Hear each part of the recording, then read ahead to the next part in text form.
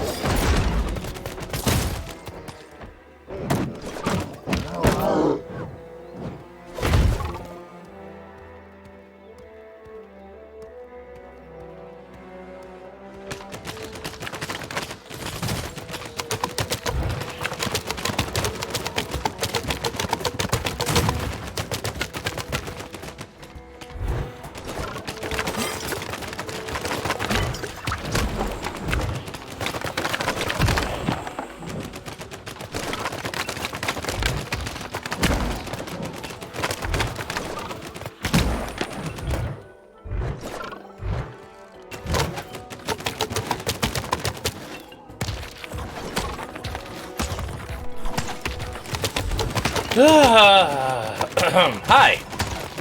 Hey, Sargato, we're gonna be playing more Deadwood today. Thank you, Pick. Also, I said good morning. Hopefully you slept well then if you're getting up so late. Yeah, I fucking forgot to turn the mic on again. I need to, like, put a post-it note or something on here. Be like, Oi! You got that mic on?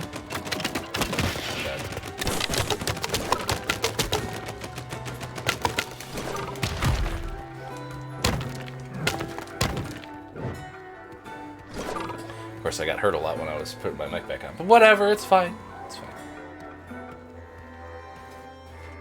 Just make sure that I back up something else in the process, right? Okay.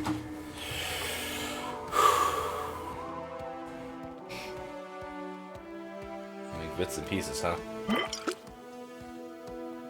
I've had a couple people reach out to me recently and be like, hey, you've been in my dreams lately. And I'm just like, okay.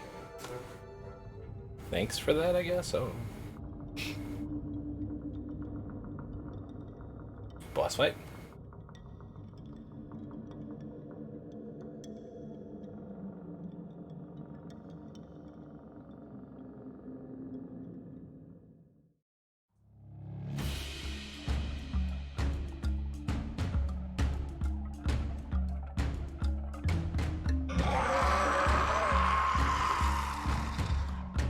Whoa! Corrupted Radley. They save Leafton, save Nonnington, stop me. Lathe, stop me. Oh.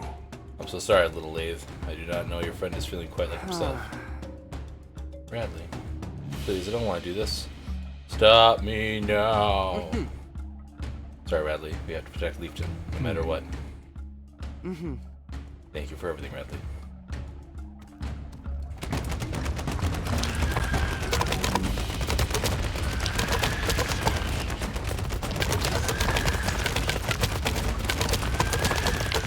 There's like a particle effect to let you know where the big one's coming in.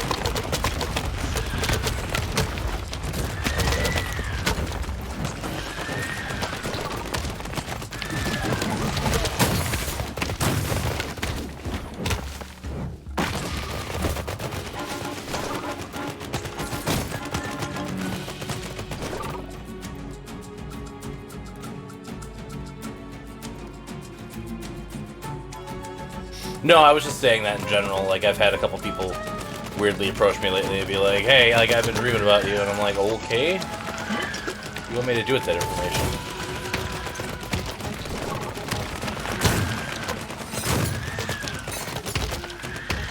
Dodge.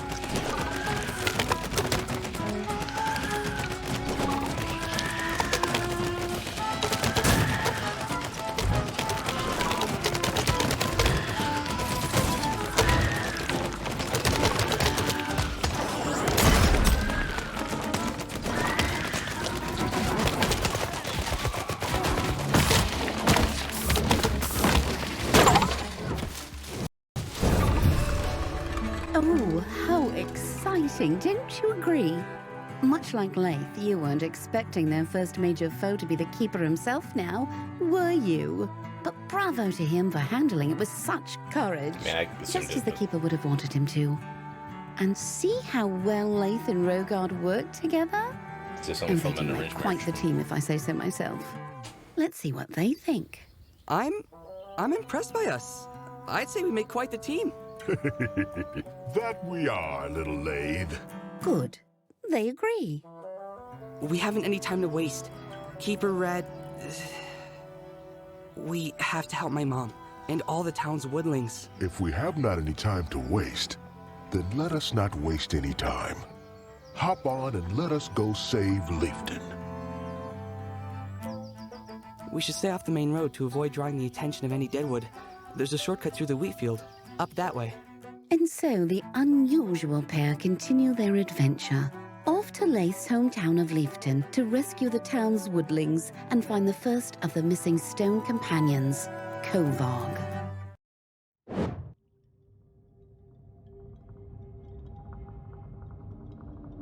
Kovarg, huh? It was like a shotgun marriage too, or?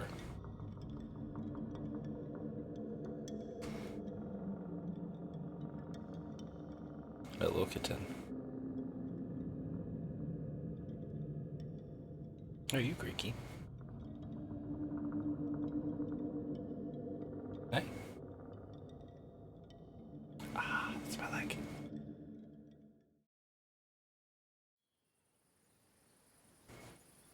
You have to stab me?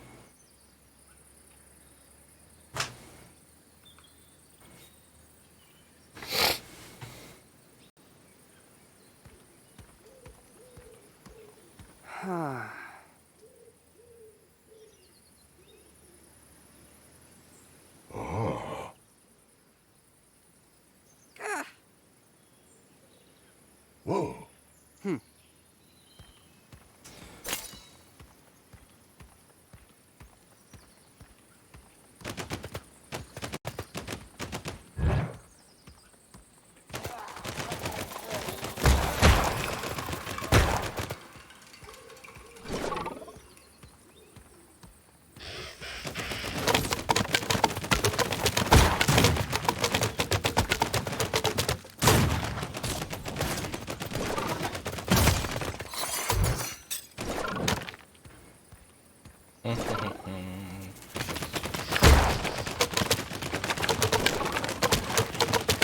Although the thorns explode on contact. Might be your first death coming up here.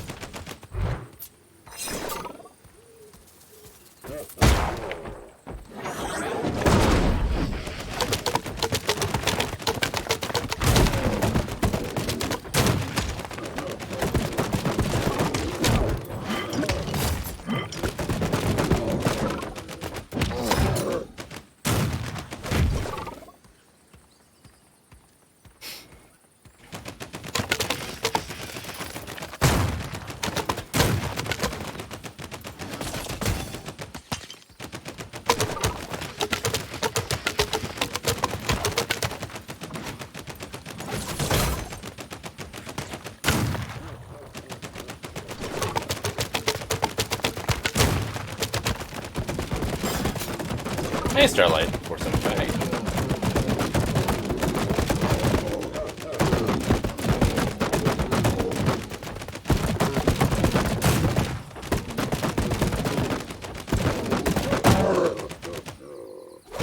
How you doing, Hunts the boss? Hope you're doing well.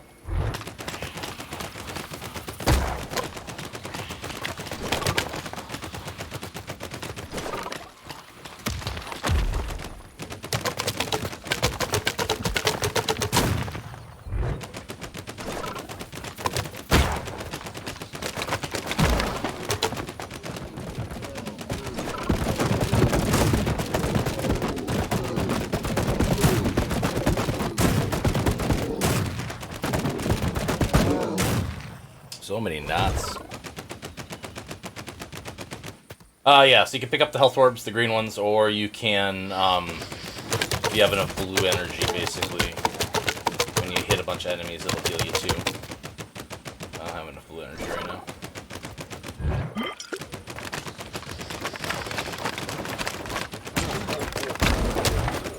Oh, hi. How you doing, Greeky?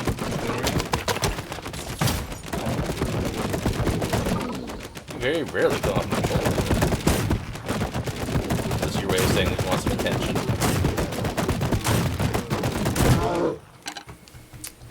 I suppose I can take a kitten break. How you doing? You doing good? Yeah? Yeah? Little Greeky? Mm-hmm. How you doing? Good? You having a good day? Hmm? Yeah? Mm-hmm.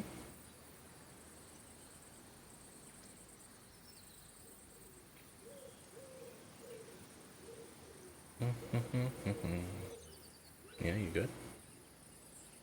Yeah. Such a good kitty cat. Such a good kitty cat. Okay. Yeah. Yeah, you're a good one. Yeah, I'm up. Oh. Yep. Oh, no. The look of betrayal at her face. Like, no, I'm not done yet. No. Don't stop.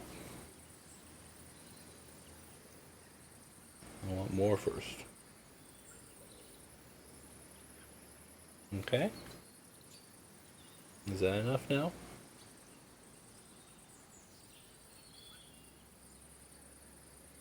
Yeah.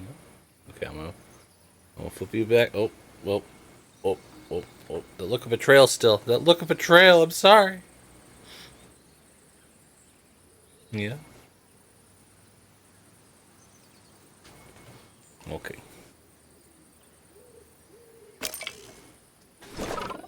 All right. Let's go this way.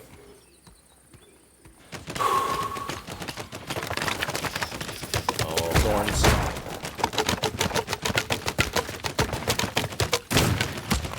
Hang up on a rock. That thorn first. There we go. Those guys are the worst. The amber throwing ones, splinters, I think they're called. Ugh.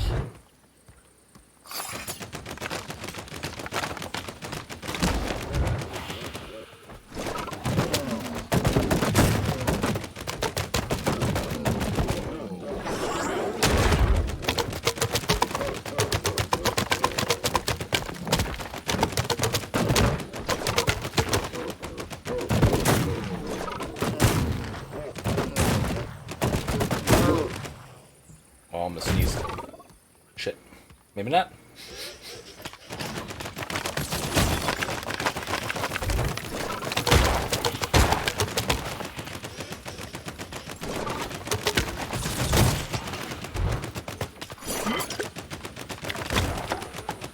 Interesting.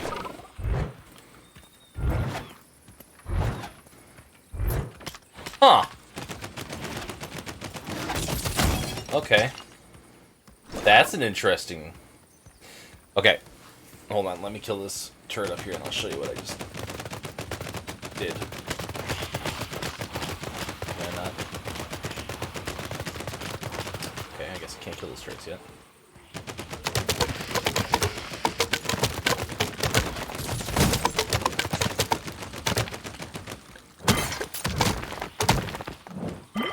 Alright. So, if my collision goes directly into the fence, like this, I can't go through the fence. But if I, like, line myself, like, up with the fence, I'm able to clip through the fence.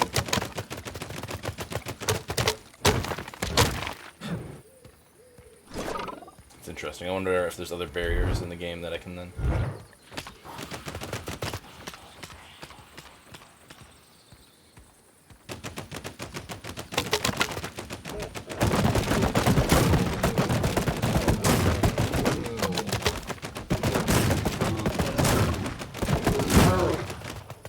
There we go.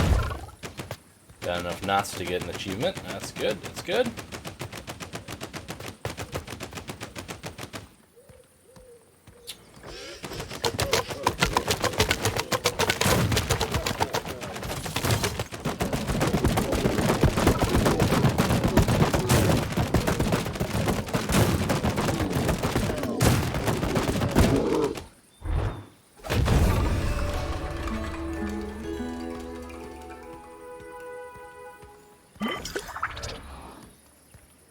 Okay, we're finally back to full health.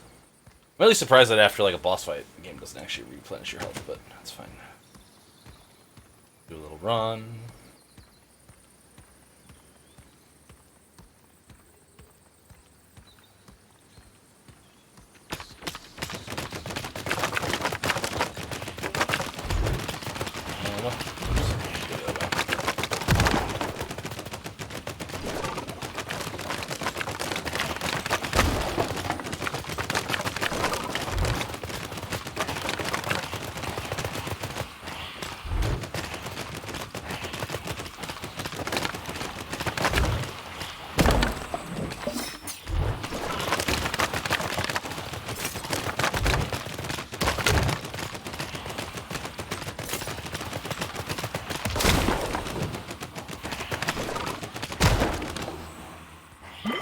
That.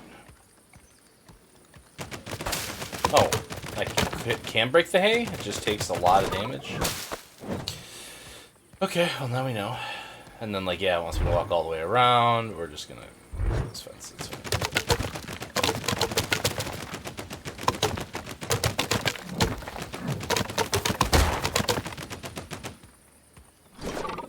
Flip.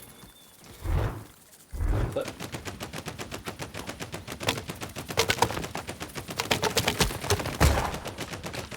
Hello, Mr. Thorne. Hope you're having yourself a wonderful day.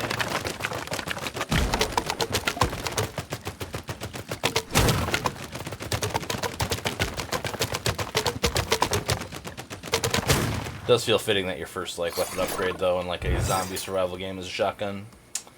Very like for like the genre, you know. It does kind of make it feel like the swings are kind of like not as useful though.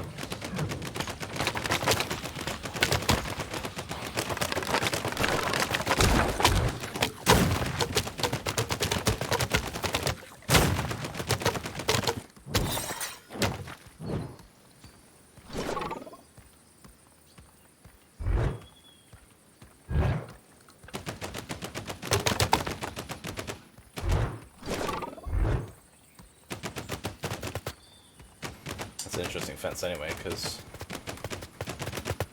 really block much with that little... Oh god! Those thorns are gonna be a problem when they get thrown in large groups and buried into those other groups. Looking forward to that. Looking forward to those. They are a little bit faster than the other guys though, so I think if we still like outrun, that strategy is still super viable. I'm gonna run away from them.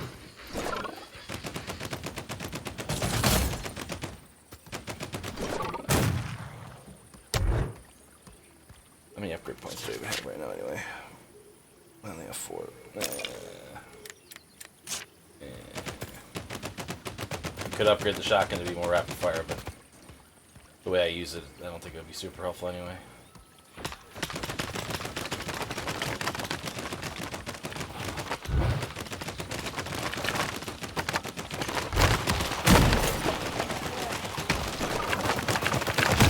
Oh boy.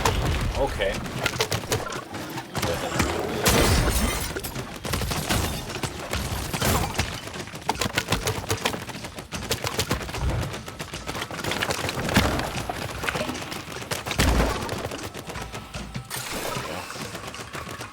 That's 5 then that we're up to.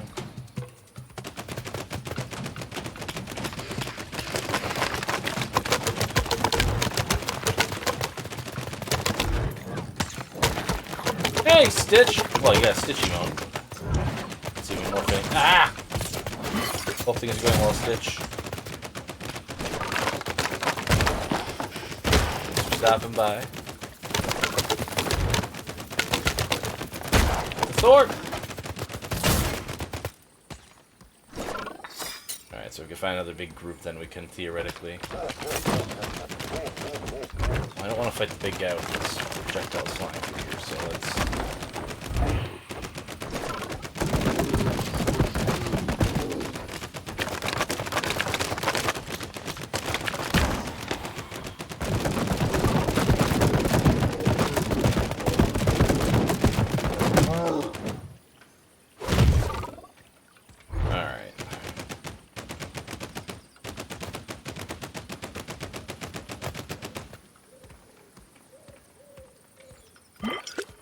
health orbs.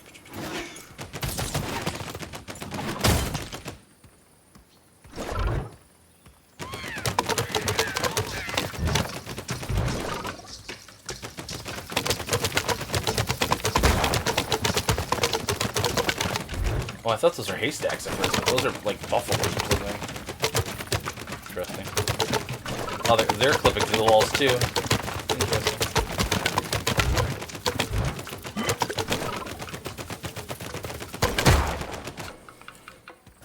Weird interaction.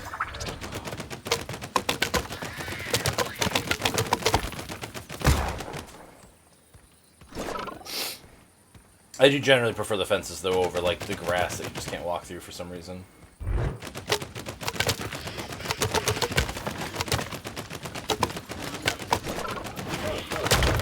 Oh, no. Oh, pain and suffering everywhere I go. There's pain and suffering every day I live. I live on the way. See another day.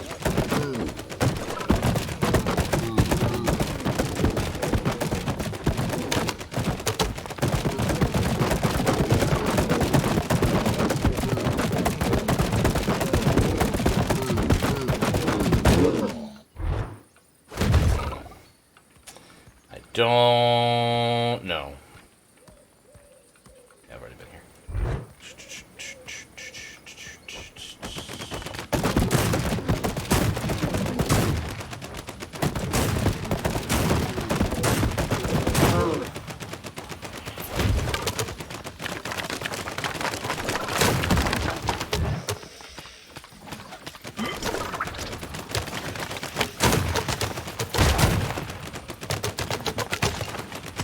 Ow. The ambulance are so annoying. Everything else is quite manageable.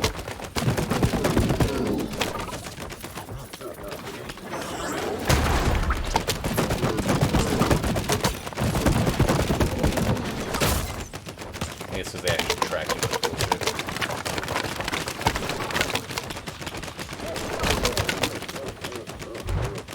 Yeah, the other thing that I run into from time to time is problematic. It's just like some items you can't walk through. The game doesn't give you a super great job of telling you. It's hard, but as long as you know how to use the dodge button, I don't think it's that big of a deal. There we go. Big guy down. I'm having a good time with world building and stuff like that.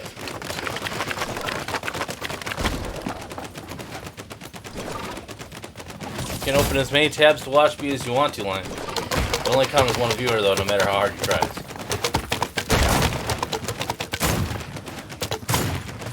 I mean, I have at least 4 tabs watching SAR, if you know what I mean. But how you doing, Line? Good morning. Damn you, Bezos. I need those Bezos bucks. Please help me pay for my children's food.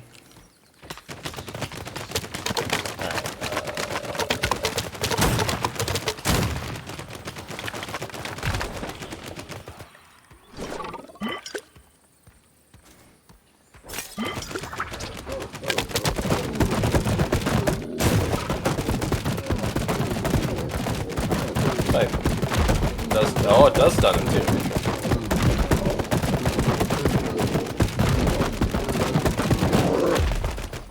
Yeah, make it even more trivial. Boiling it. Yeah.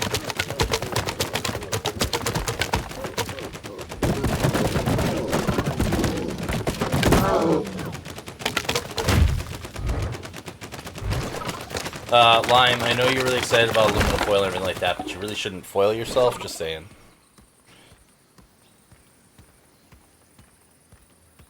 A secret ult. Interesting.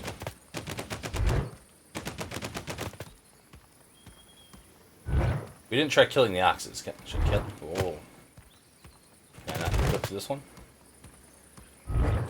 Okay, so if there's nothing on the other side that I can interact with, then I can't interact, so. It's a useful clip, but not a super useful clip.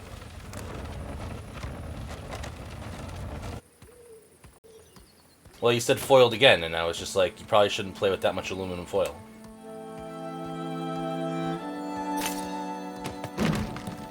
That was the joke. Lime wrapping themselves up like a potato or something. If I see the Deadwood roaming the same fields they used to play as a sapling. I'm sorry, little Lave. This looks like a very nice place. It is. It was. So many good, kind woodlings live in these fields. Who knows what happened to them? I know this must be hard for you, but all is not lost. There are woodlings out there still counting on you to help them through this. You are the keeper, after all. I'm the new keeper. You're right. I have to stay focused. Thanks for talking me through this, Roar. What do the blue ones do? Give me blue energy? No.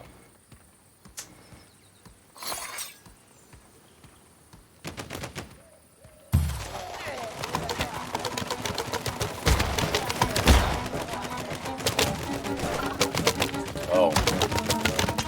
Interesting.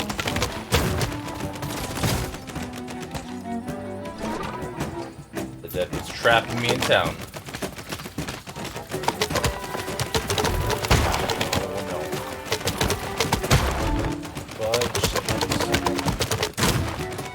Still though, if we have this like a little staging ground over here, it should be fine.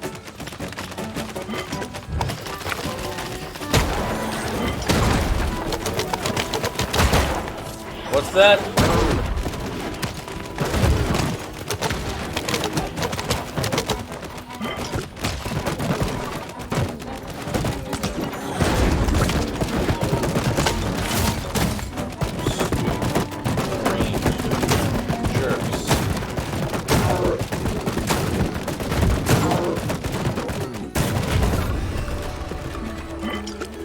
Skill. Alright, it's finally time for us to upgrade. Lifesteal pea shooter heals regarded by smallness each time it defeats it. Well, we know what we're going for.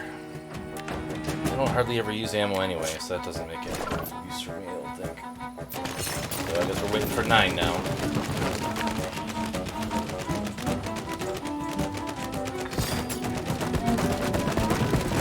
Cover yourself in foil, be a robot column. Yeah. It's not that bad. Hope we're having a good day. We're clearly clearing out a village of Deadwood. This piercing stuff is going to be so good. We probably do want to also invest in the even faster shots. I'm trying to remember if that's a level 3 or something level.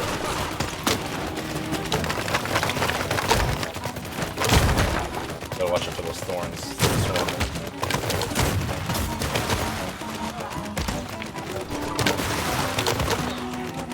Oh, there's like little lich guys. Look at those things. So if I had like the lifesteal upgrade right now, am I getting these people killing these guys? Hold on.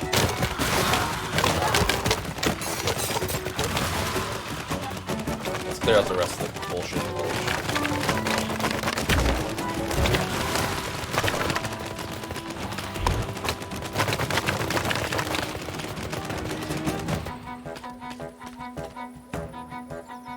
Wow, they give you a lot of room over here, too.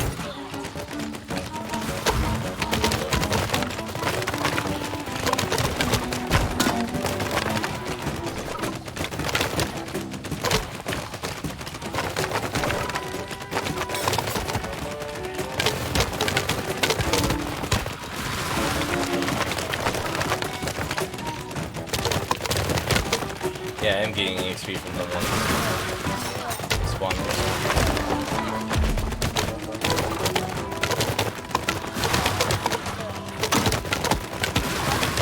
Find a spot where I can...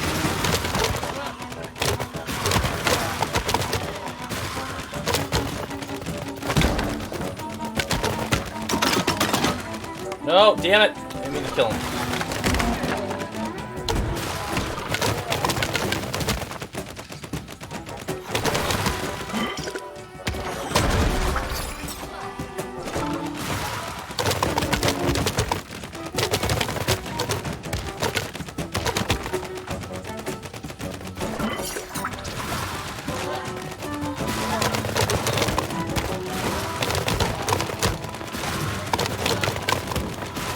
How you doing, chat?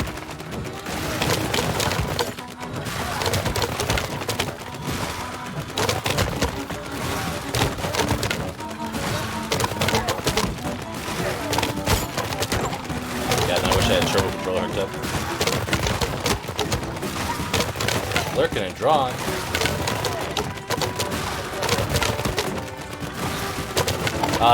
I'm exploiting and breaking games, apparently.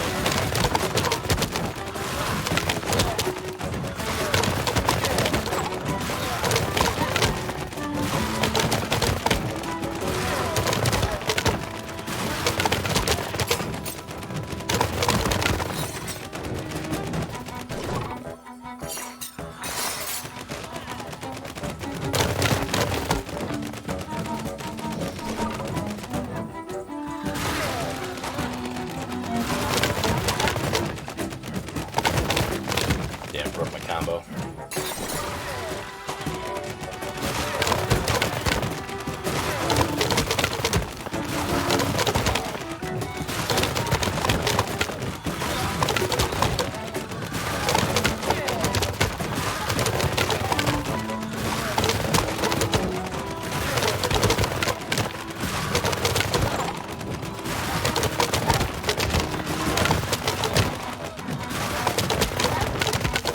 I wonder.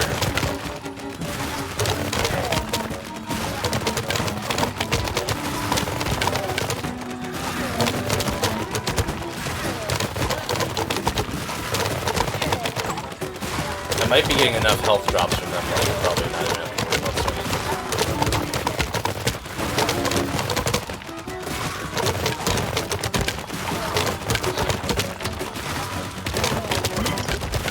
Oh, yeah.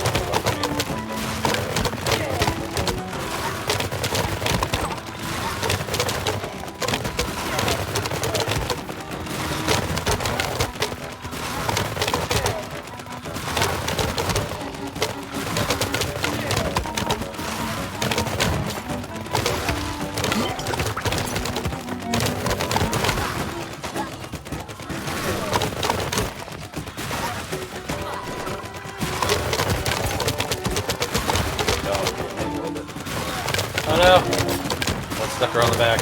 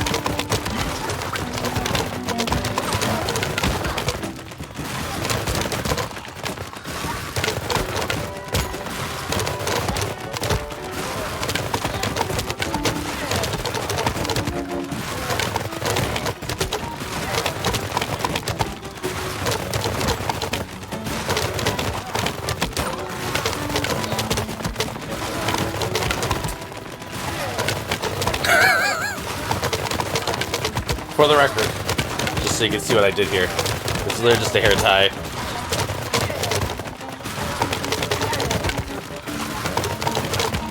Whoa! Hey you!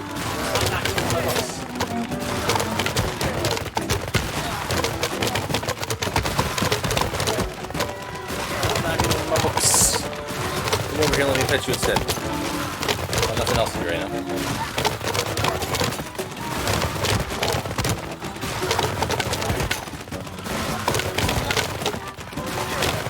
I wonder how long this is gonna take.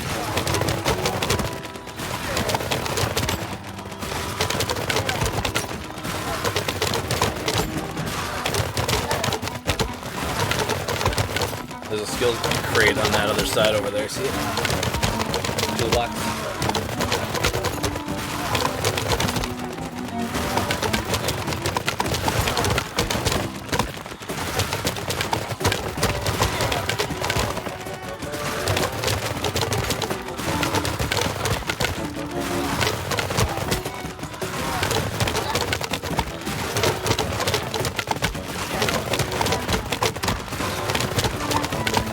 Doesn't look like the orbs are despawning either, so which means, like, at some point, theoretically, am I going to get to a crash state?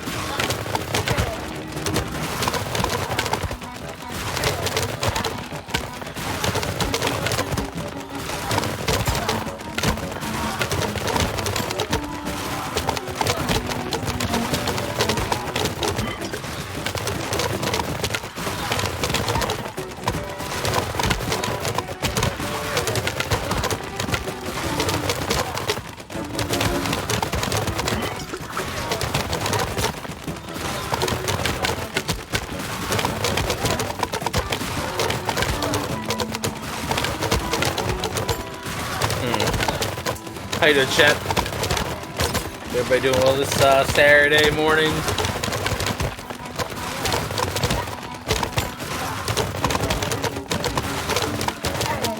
Yeah, it reminds me of the Destiny 1 Luke Cage almost a little bit. So ideally, I would like to stay here until I get probably like 12 skill points. But that is going to be a very, very, very long time.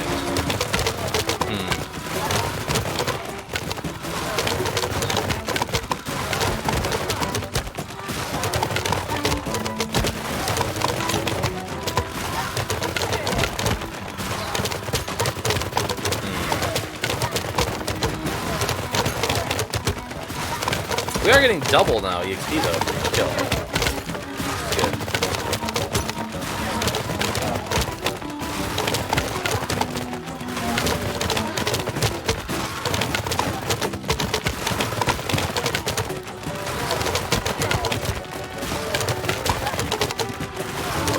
Funny, because last night I was literally talking about how it was nice that the game gives you the ability to like respawn enemies because like if you're stuck or whatever like that, theoretically you just respawn them still once, right?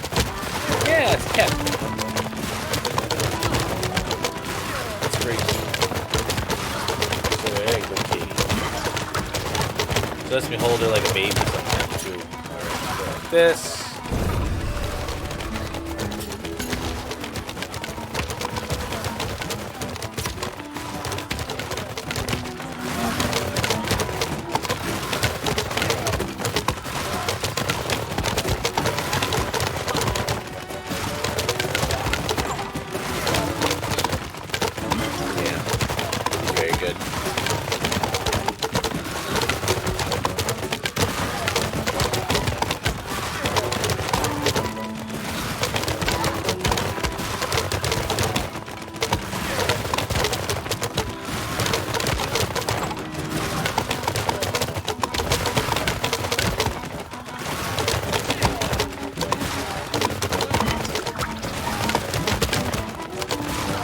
Break the EXP bar.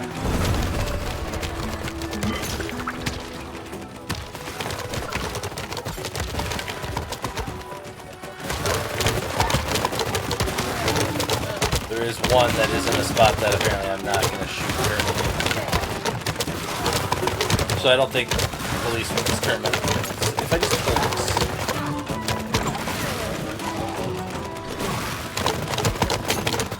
this. Seriously?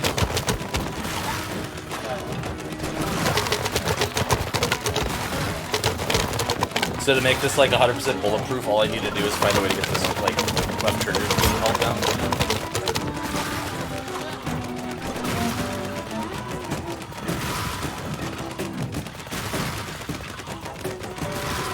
Well.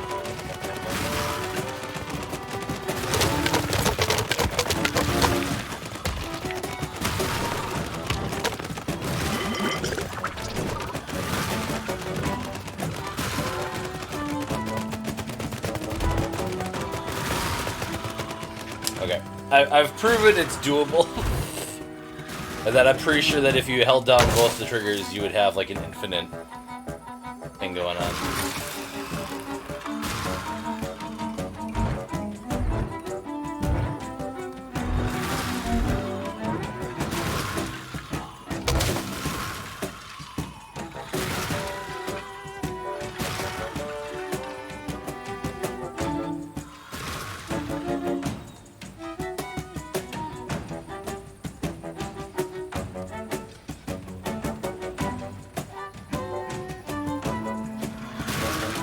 Nice little town here.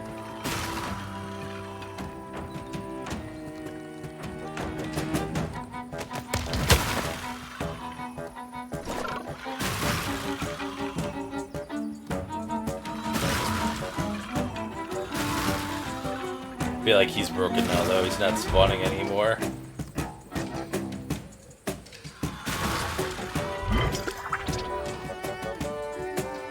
There probably is an upper limit to how many instant creatures can exist on the map at one time to prevent crashes and stuff. I'm guessing that all those orbs over there count. Which that begs an interesting question. Let's test it. I can test this actually because I can suck up all the blue ones like this.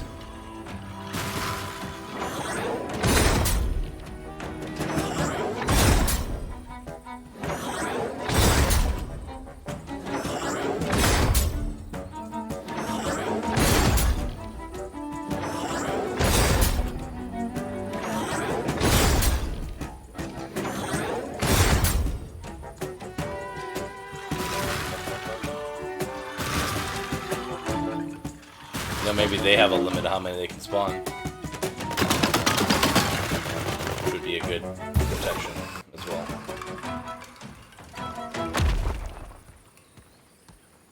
Alright, how many I got? I got 3 skill points.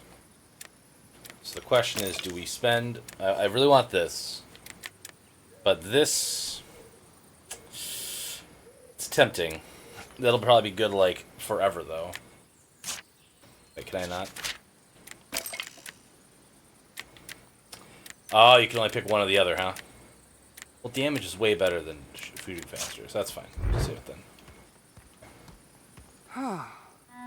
Mr. Mayor, Mr. Shelbert told me about Leafton. I'm so glad you're okay. Liv, yes, the old woodling told us about what happened on the road. And about your friend here. And of course his precious thumbkins. He really loves those thumbkins. It's going pretty good, Max. It's going pretty good, Max. He was a strange little woodling. First the young princess's death, and now this, the poor queen. She must be beside herself. May Petigo grant her strength in these trying times. Huh. Have you heard anything from the queen? Does she know what's happening? Are they going to send any help? No, we haven't heard or seen anything from the palace. Who knows if they're still even alive? Maybe they've been overrun. Have we sent a message out to them? They may not even know what's happening here. Yes, you're right, Lathe. It's good to see another hasn't lost hope. I will send messenger bird with word of what's happening here. With any luck, they are safe and will send some help. Have you seen my mother? Is she okay? Almost everyone is held up in the town hall, but your mother, she refused to leave her house until you came back. I need to go to her then.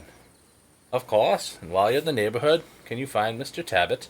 He's missing and I'm worried about him. He's got a bit of a grump, but I must be a good mayor for all of my people, even the grumpy ones who didn't vote for me. Please, Lathe. You've got it, Mayor. We'll be on the lookout for him. Let's go, Rogard. Yes, let's go find your mom and Mr. Grumpy, too.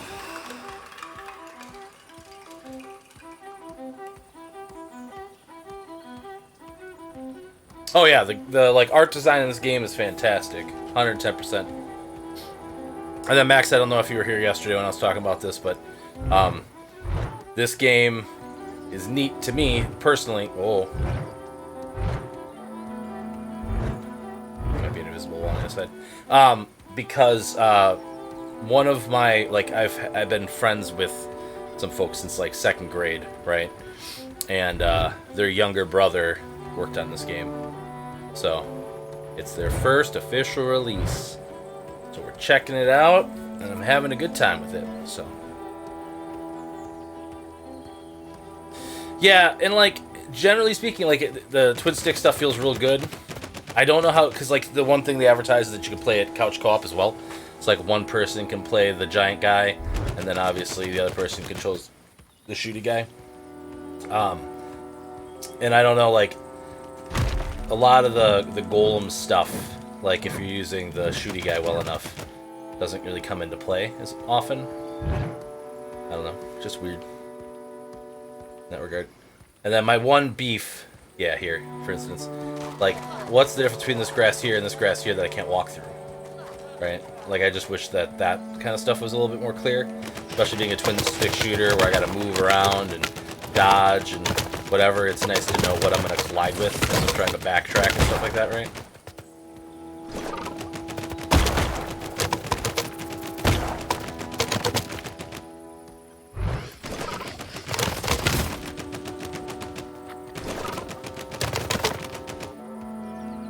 Whoa.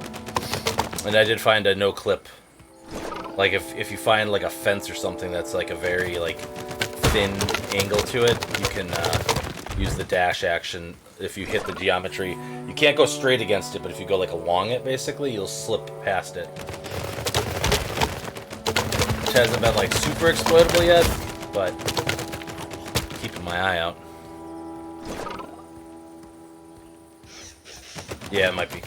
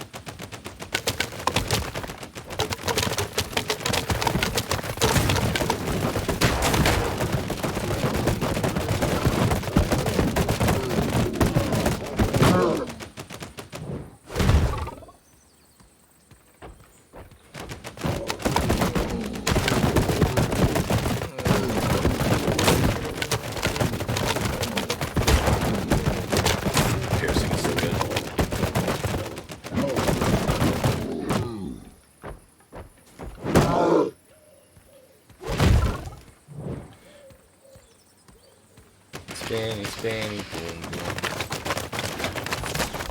Oh god.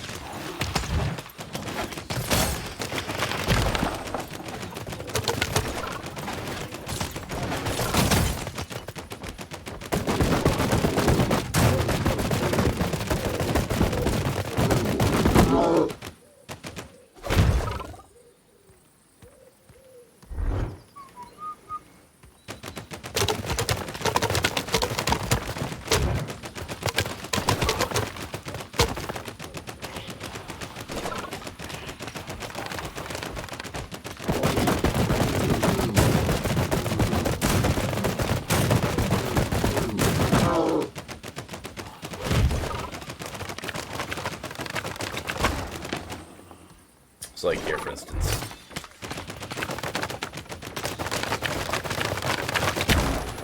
You can slide past that fence.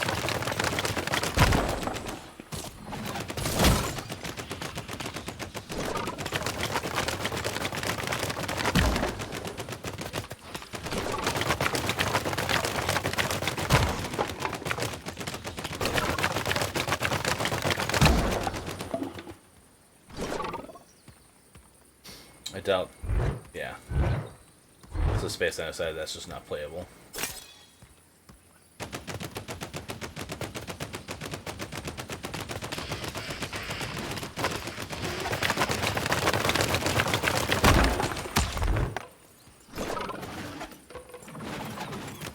And then the other, like, slight gripe is just that there's a lot of these side areas that feel like they would have a skill box or something like that as, like, a reward. And then there's, like, very little actually over here. Right, it's mostly, like, to give you ammo, amber ammo or whatever these blue ones do, but I don't even have the thing I need yet to be able to use that, I don't think, so. There we go.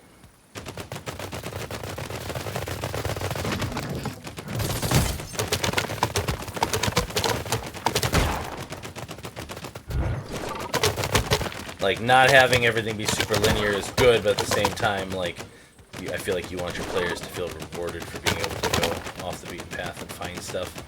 And sometimes just like this. Really cool looking thing. Oh, okay, hi.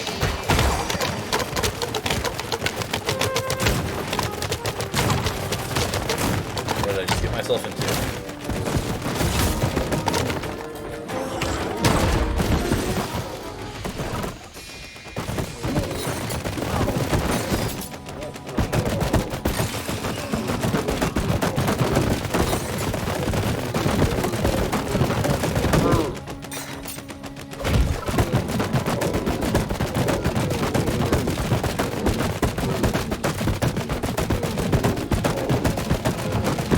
And I tend to be very conservative with my special ammo and stuff anyway, where I'm only trying to use it when I really, really need it, right?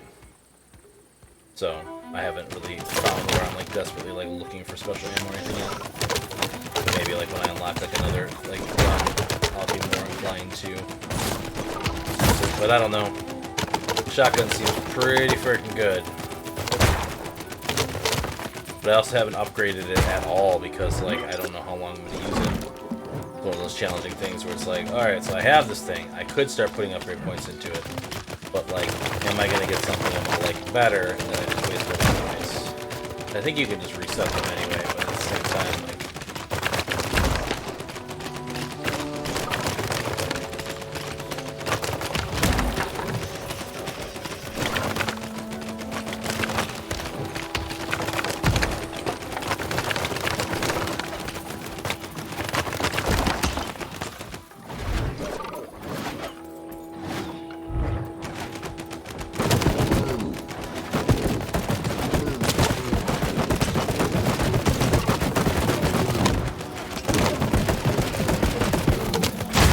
so many.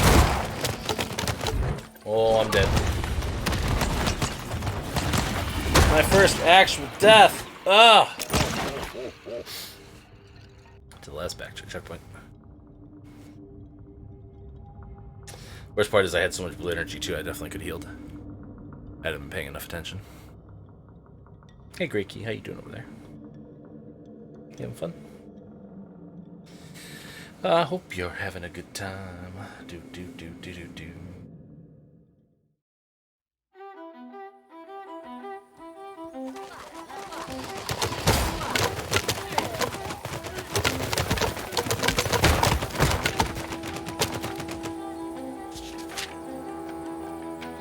Oh yeah, okay. Wow. Yeah, I lost a lot of partners there. Like a lot of partners.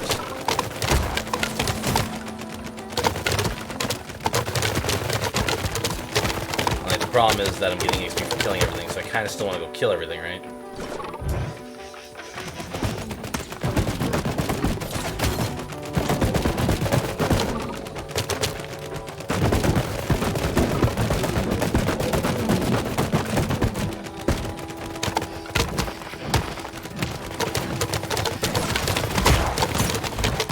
Ah, thorns.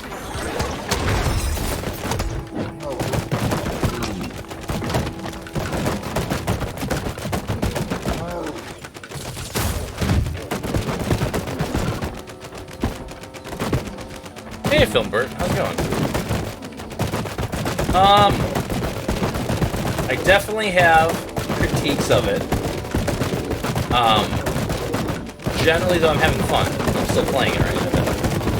Going today for about an hour. I played for an hour yesterday.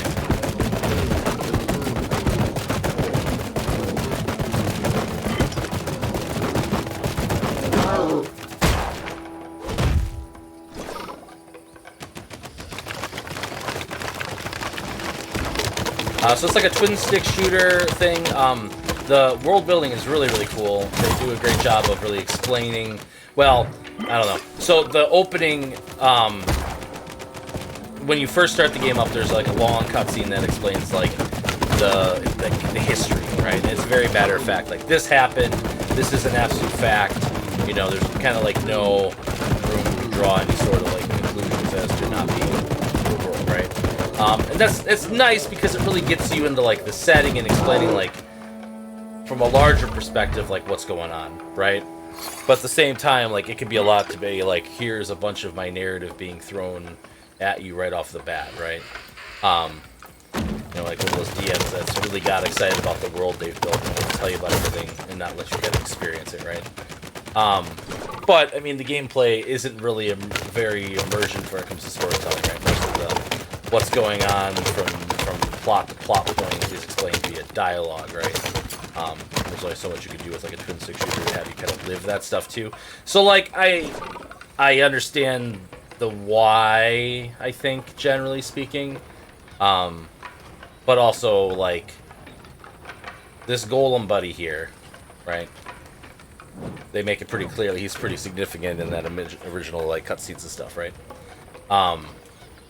So that's like my main complaint about like that sort of thing is like, I don't know, they could have done more to tell you the plot in the game. Like, what I would have done, I guess, well, and I'm not, whatever, it's like, I'm some person who plays some games on the internet, has opinions, like, take it for what it is. But what if you had it where, because they talk about how, like, when the stone sage showed up, or the stone mage, or whatever, basically it's like a Gandalf analog from the opening stuff. That, you know, he brought with him a bunch of warriors, and that they were able to fight back the Deadwood or whatever, and that's how he did, like, his sealing magic in the first place to, like, stop the crisis that everybody was having with the curse in the first place, right? And, like, this golem is part of, like, that entourage that came with him, right? He eventually becomes part of the totem that, like, holds the curse at bay.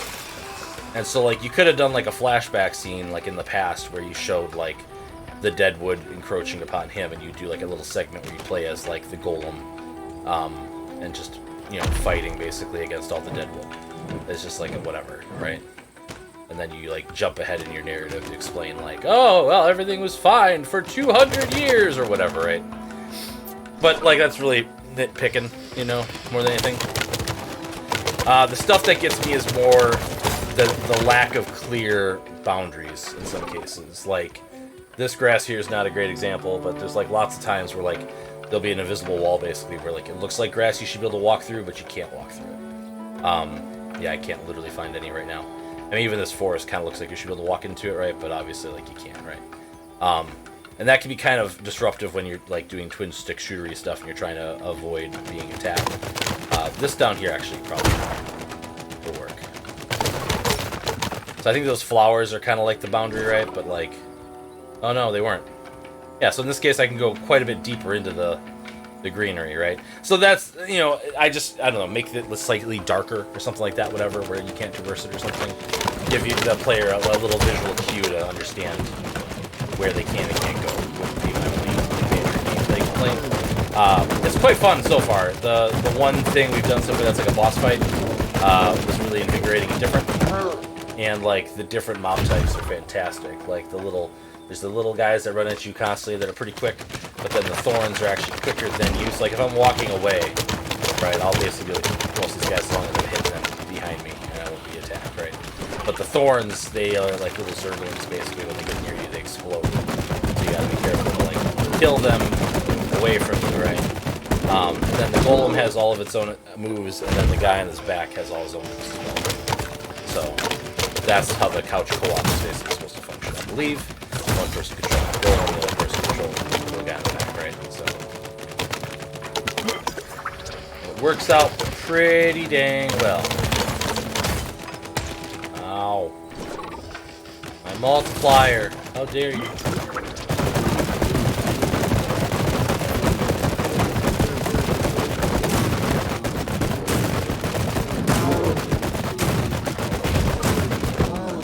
And then, like, the art direction is just gorgeous. I mean, like, look at this guy. He's beautiful. What's this?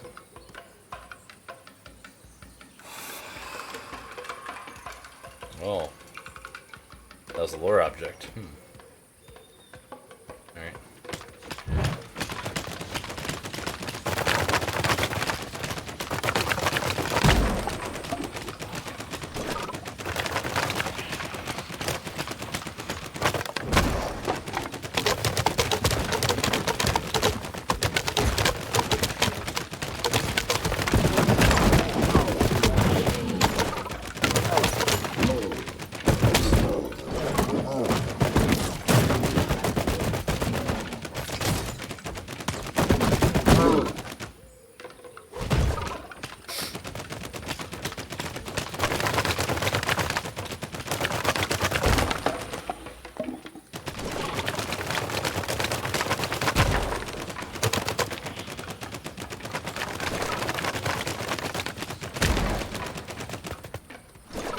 Exploring.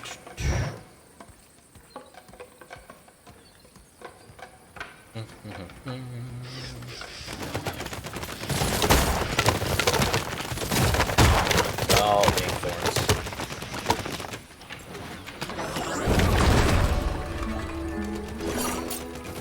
Okay, we leveled up again.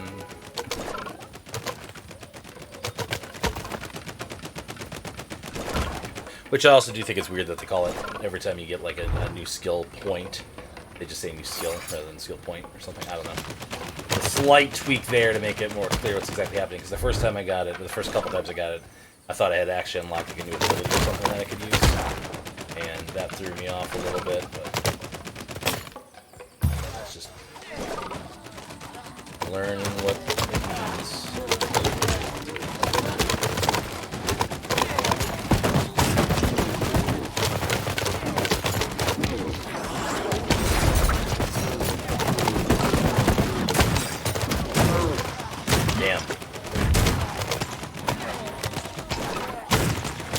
I'm gonna fail here.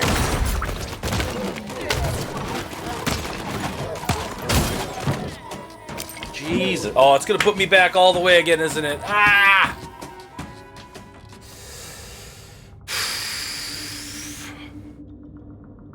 So yeah, I probably had to get more up in there with the golem. But all those range things are really a problem too. I don't know.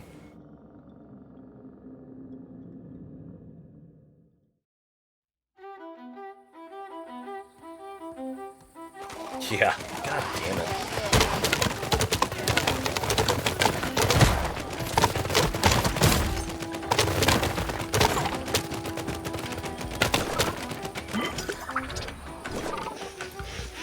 Okay, now I'm actually like legitimately irritated.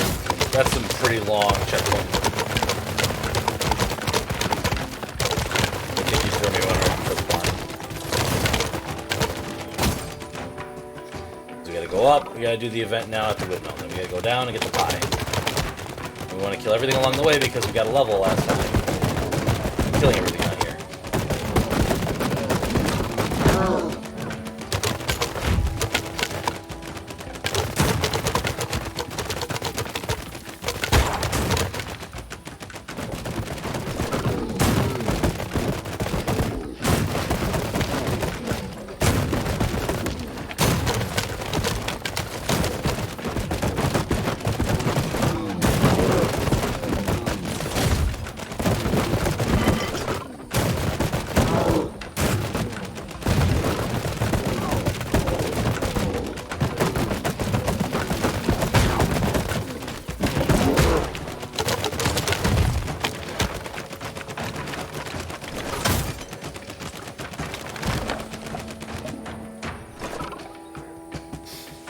Son of a gun.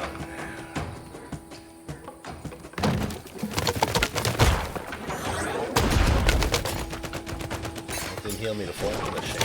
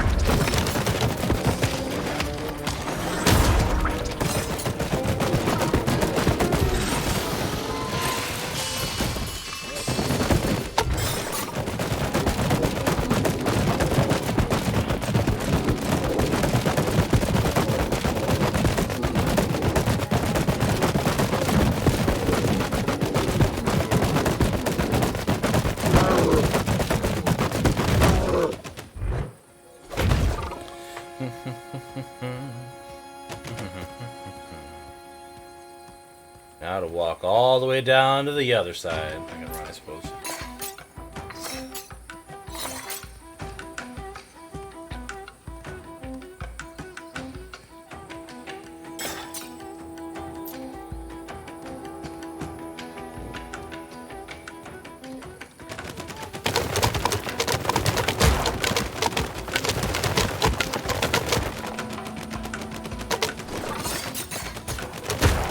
I still love the design, the sound design when you're hitting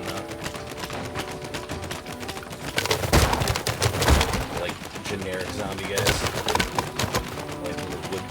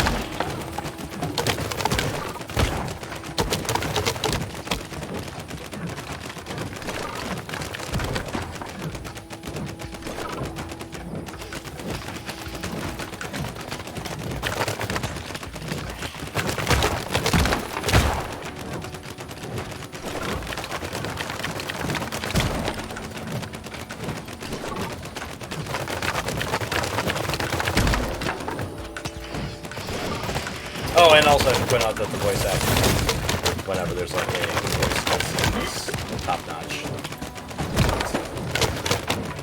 So generally speaking, I would say it's pretty good. We'll see.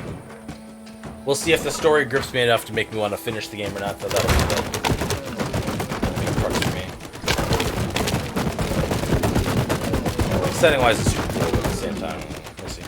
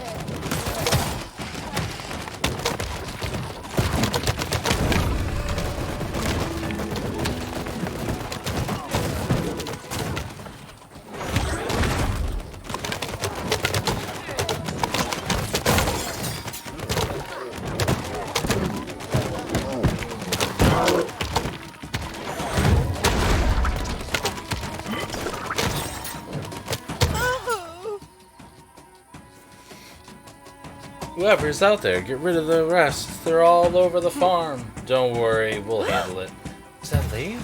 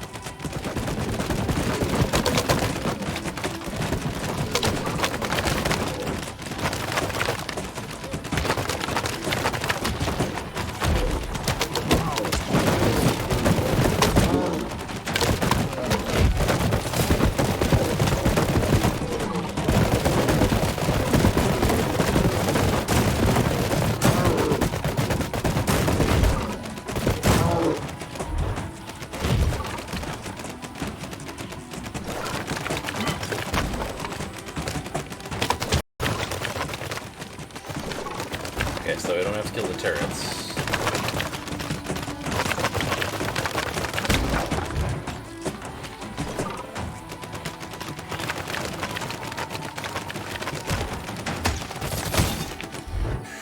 Also, I just realized that these are tree folk. And they're eating farmed goods. Okay.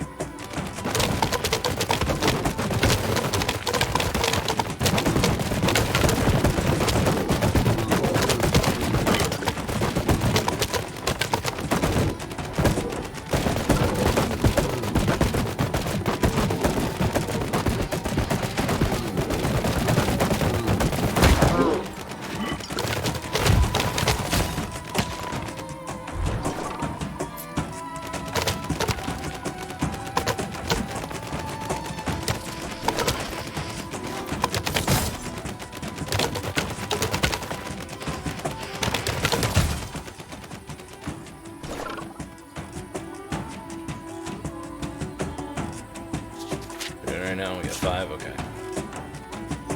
4 more.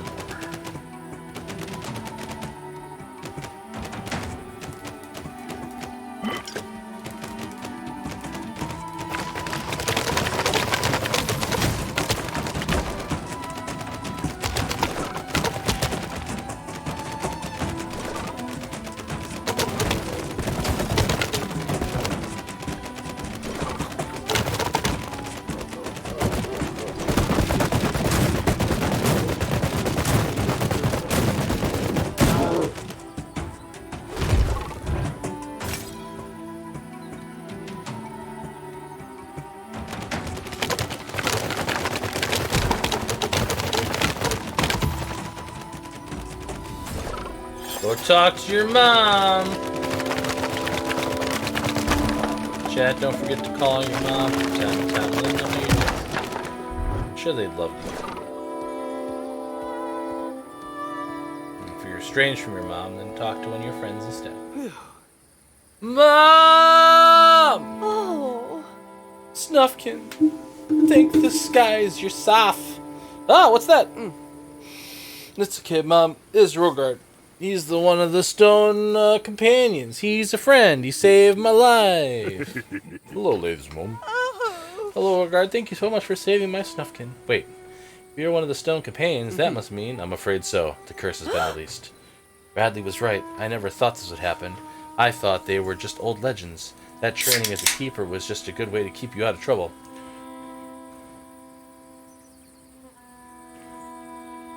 Excuse me. A way to help you channel all that creative energy in you. Oh, Lathe, I never would have let him train you if I knew this was real. What have I done? Mom, I'm glad to let you trade with Bradley. If not, I wouldn't have prepared for this. I wouldn't be able to protect Leafton to protect you, but now I can. And I will, Mom. I'm going to protect you. No, that's not what I want. I should be the one protecting you. Do not worry, Lay's mom. He will not be alone. I will help him. He has been trained well. I cannot imagine any other woodling being able to handle this like Layth here. It's okay, Mom. It's my turn to protect you. We need to get you out of here and over to the town hall. Why didn't you leave already? I couldn't leave here. Not until I knew my Snuffkin was safe. I didn't want you to come home to an empty house. I was so worried. I'm okay, Mom. You don't have to worry about your Snuffkin. I mean, you don't have to worry about me anymore. But I have to go. There are still others out there who need my help. Yes, we must find Mr. Grumpy. Come on, head over to the town hall. You'll be safe there with the others. We'll make sure the way is clear. Just a minute, Snuffkin. I know you haven't always agreed with Radley's teachings and all your keeper duties, but seeing you now, well, you're just so grown up. I'm so proud of you, strong woodling you grew into. Here, take your father's rifle. You've worked hard over the years to keep it clean and working. I know he would have wanted you to use it to protect us. Thanks, Mom. I'm gonna need it just to make a few tweaks. There. Now I can attach it to my pea shooter. That's my clever boy. Now go be the hero, Snuffkin. Rogard, please look out for my boy. I will, Miss Lay's mom. Thanks again, Mom. I love you. Aw, we saved Mom! Saul Mahler.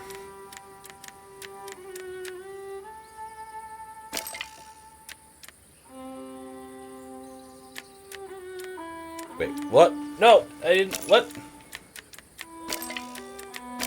Wait, I can.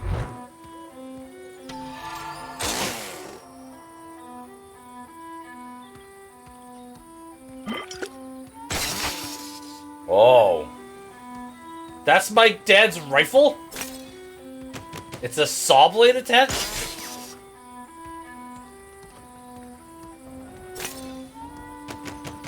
More importantly, though, we were able to downgrade my pistol to its base form, apparently, which is interesting.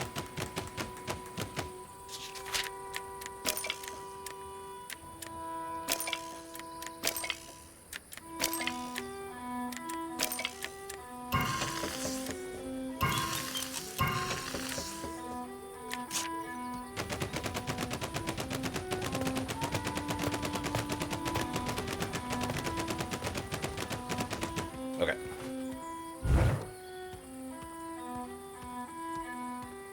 Pick is burning down the farm.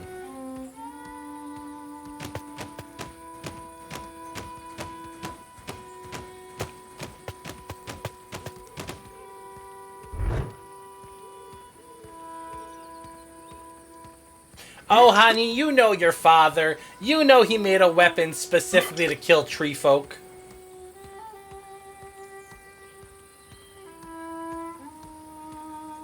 Being the serial killer that he was.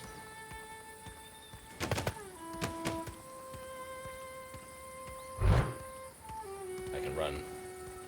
I'm being dumb. Your mother cares for you very much. Yes, she's a great mom. I've always been there for me, even though I know I must have worried her so much growing up. I'd spend days locked away from everyone, working on my inventions. She encouraged my building, but wanted me to spend more time developing friendship other than woodlings. I don't know. I never felt like I fit in with other woodlings. I wouldn't worry about that, Lath. I think she would love you and be proud of you no matter what. Thanks, Rogard. Anyway, one day she introduced me to Radley, and I started my training as a keeper. It was the first time I felt like I truly belonged. Hope my mom understands how much that meant to me. Even with everything going on, I wouldn't trade my life with Radley for anything. He treated me well, and without my mom, it never would have happened. Do you have a mom, Rogard? I'm sorry, I don't know much about stonelings. I do not remember. I assume I must. I do know that I have been cared for by someone. Maybe that is my mother. Can't imagine not remembering so much about my own past, not even my own mother. I'm sorry, Rogard. Hopefully we can return things to normal soon. That includes getting your memories back. Me too. I am glad to have met you, Lath. Otherwise, I would be roaming around smashing Deadwood without a thought as to what to do next. I'm glad I met you too. Otherwise, I may have ended up like Rad. Well, we better get back to it. We need to find Mr. Tabbit. And we also gotta kill Radley. Come on! Boss fight, boss fight, boss fight, boss fight, boss fight, boss fight, boss fight, boss fight, boss fight.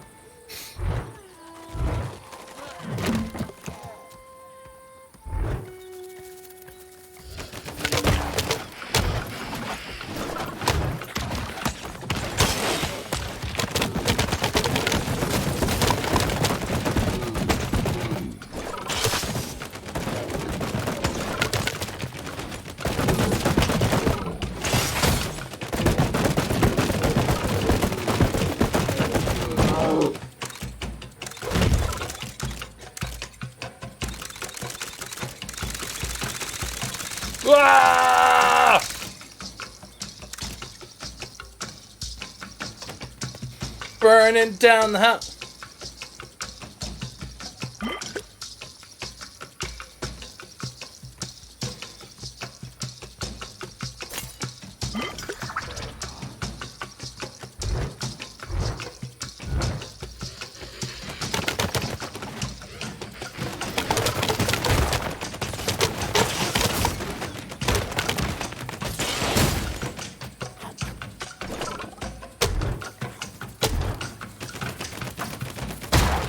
Damn thorns.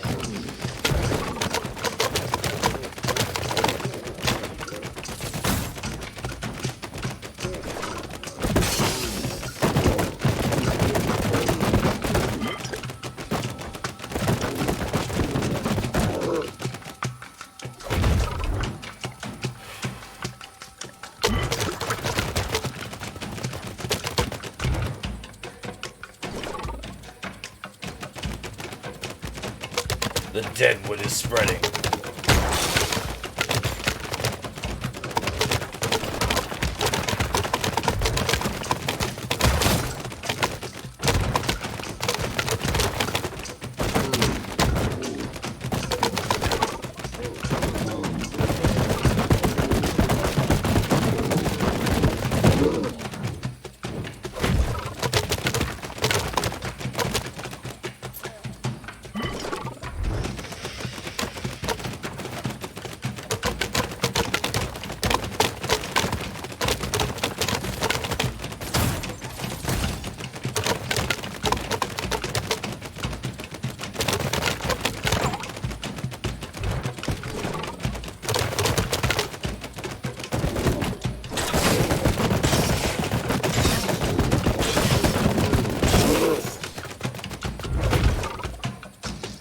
So much health.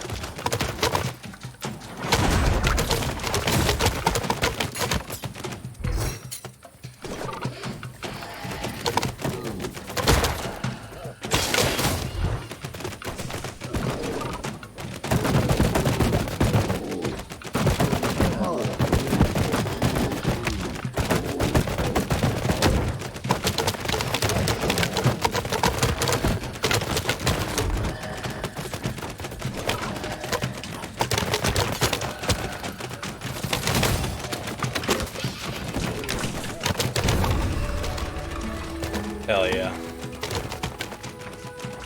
3 more to go.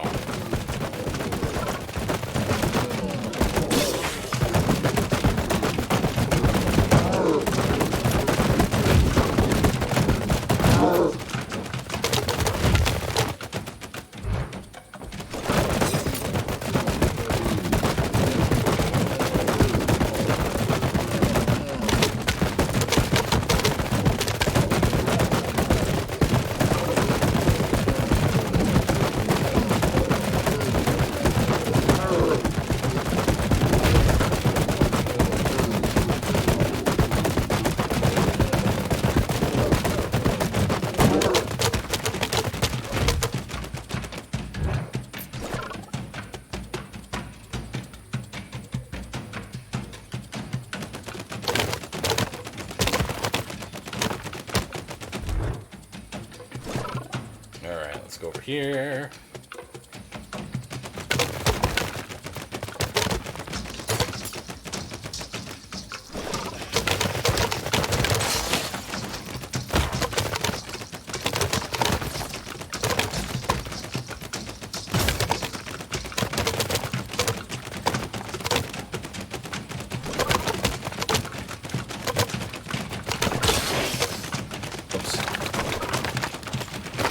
Misinput on my part.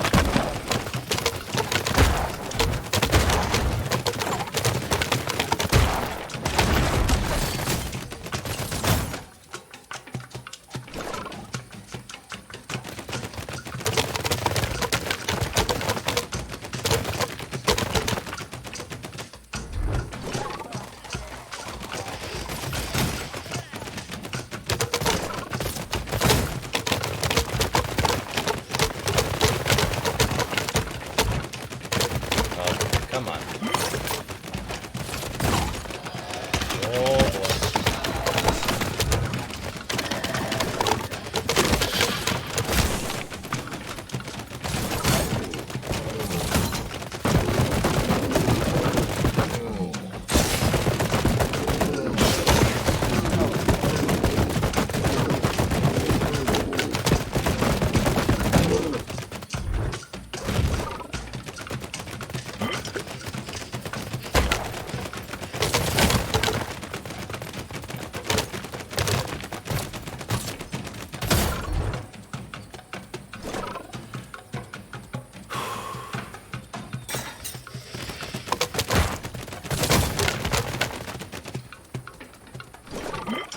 What do we got up here?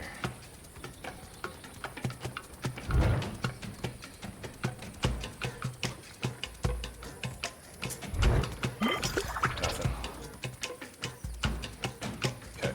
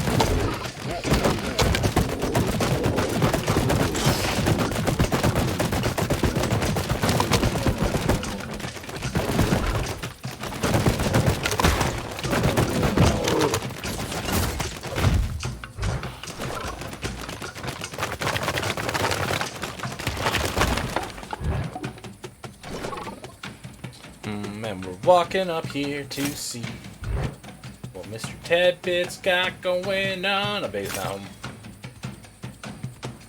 Huh. Mr. Tedbit, what's this about? Out in the fields doing my rounds, don't bother me. Whoa. In the field, that doesn't bode well with so many Deadwood. Tedbit's farm is big. It's suspicion of where he'll be, though. Can't hide there for long as so many Deadwood. Come on.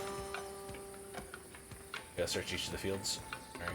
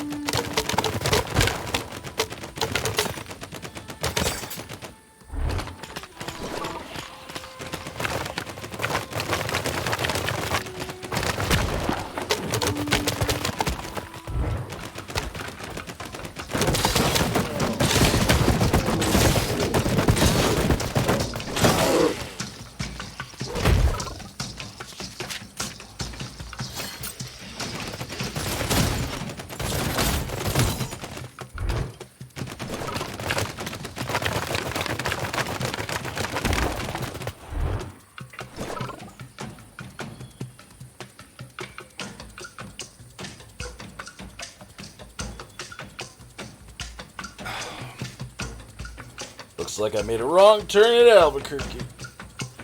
Oh.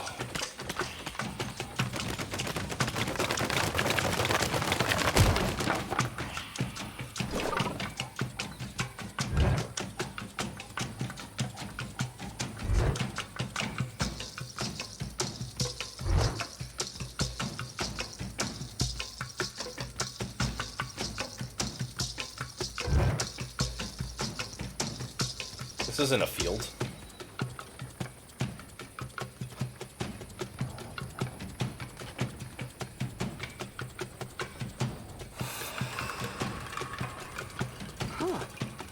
Mr. Tabbit, are you in there? That's not then. Okay, on to the next spot.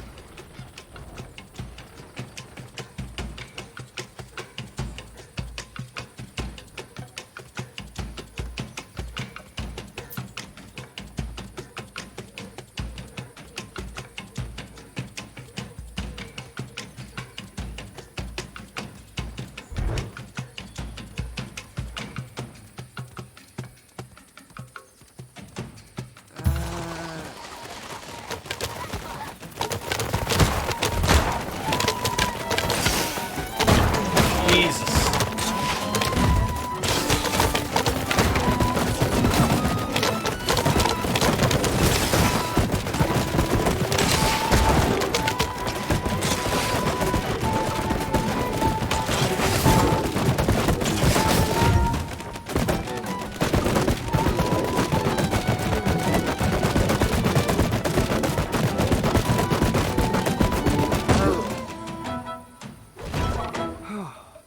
Mr. Tabbit, are you right in there? I always knew that carving Mr. Shelbert and his pestilent thumpkins would end up causing a plague. I don't think Mr. Shellbird or his thumbkins had anything to do with this. Either way, it's safe to come out now. I think I'll stay in here a bit longer. The Deadwoods are gone for now. You should really hurry to the town hall like the others. I'm a bit indisposed at the moment. Oh, okay then. I'll leave you to your business. Just promise you'll head to the town hall once you're finished, okay? And do not forget to wash your hands, Mr. Friendly. New lore! Now baby boomers gathered wood or... Yeah, I mean, it kind of feels that way a little bit, doesn't it? I don't know. I still like the fact that the mom is like, here is a chainsaw rifle that your father had. When, like, the people of this world are wood. So, like, clearly it's designed to, like, kill other wood people. And yes, there are zombie wood people, and that is something that they are aware of, but at the same time, it's been a couple hundred years or whatever since the wood zombies have been around, so. Does Mr. Gears of War himself? Cliffy Belinsky. I could have a worse dad. Cliffy B. Back to Leafton.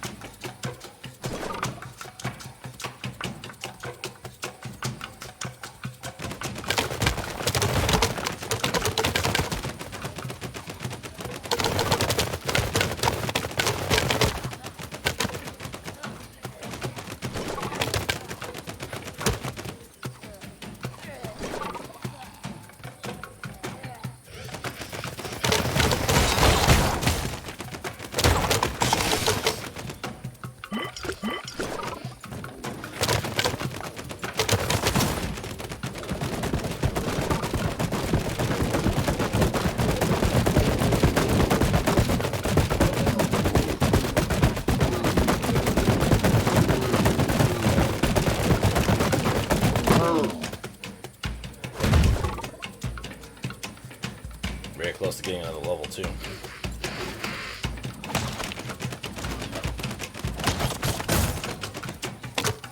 Mr. Lawbreakers himself. So, what's funny about that is, like, I really enjoy his stuff, right? If you remember, there was a Battle Royale that his studio released to try to, like, gain enough funding to, like, not have to close before he, you know, called it quits in gaming altogether. And I had a lot of fun with that Battle Royale game. I'm blanking on the name right now, but it had, like, a lot of neon colors. It was very, like, 80s inspired. You had, like, BMX bikes to get around and stuff like that, whatever. There was, like, a bunch of, like, unfinished textures and stuff because they were, like, really desperately trying to get some funding. But I played it up until they shut those servers down, basically, and had, like, a blast doing it. I was not aware of Lawbreakers at all. And, like, I follow him on Twitter. So like I don't understand how like such a large profile like game developer could like release something Radical Heights, yes. But release something like Lawbreakers and like it just totally slides under the radar for me. I have no idea.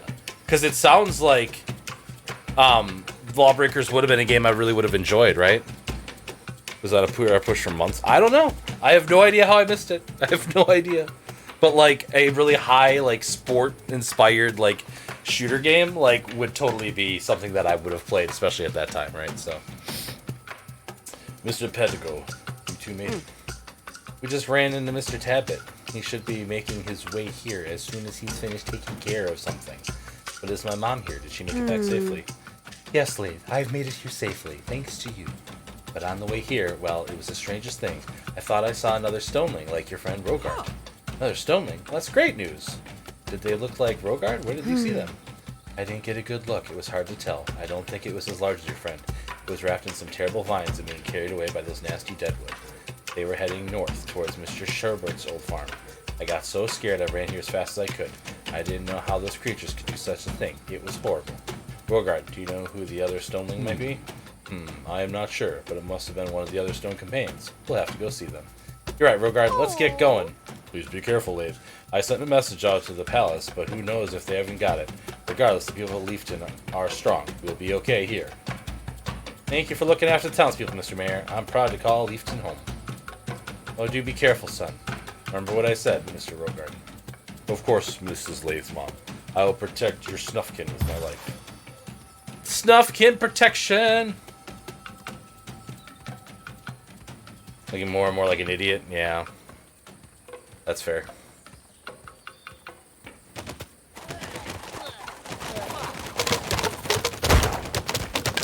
Well, I mean, like, I generally enjoy a lot of the stuff that Cliff made, but at the same time, it is kind of a questionable thing where they were pretty instrumental in, like, the original concept for Fortnite, where it was going to be the base building defense game or whatever, right? And then, like, to basically miss out on, like, all of that action by leaving the company when they did, right? Is that 9? Ah, one more. We need one more level.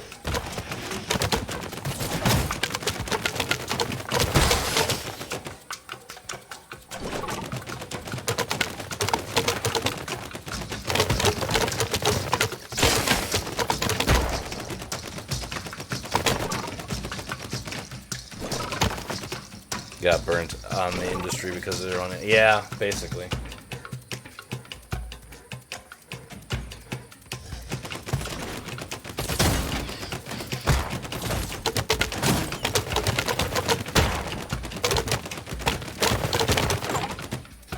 It's got to be hard though to be like, okay, so when's the next Gears of War coming out? And you're like, I am sick of making Gears of War games. And then they just are looking at you like, or whatever franchise you're sick of making, right?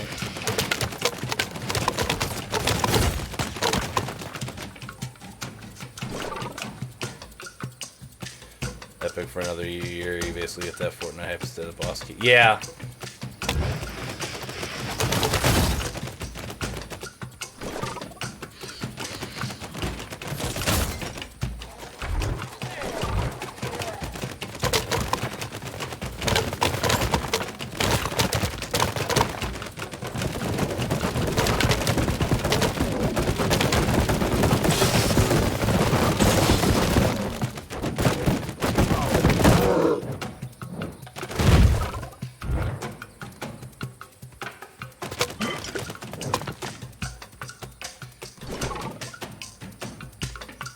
No, yeah. I mean, listen, watching him on, Twitter or whatever like that, it seems like he's doing well.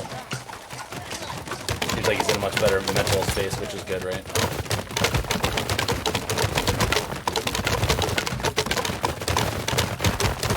Although he did say something quasi recently about, like, the game concept that would, like, get him back in the gaming industry or whatever the other day, and I was like, no!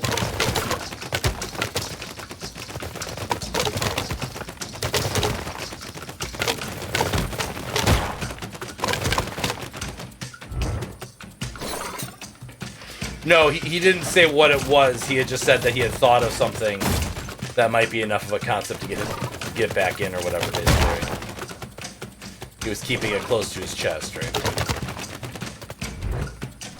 And this might have been a couple months ago at this point, honestly. Time is meaningless, right? Right, exactly.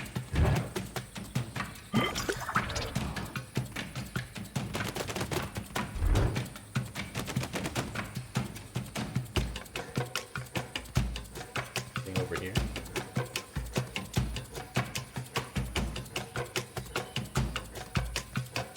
Yeah, maybe. No, he's very young. And I mean, that's why I understand, like, why I wanted to leave Epic, because he's basically like, yeah, I mean, I was in indie, and then I got pulled into Epic, and then I was with, like, a humongous, big company for many, many, many years, right? So... Ooh, music.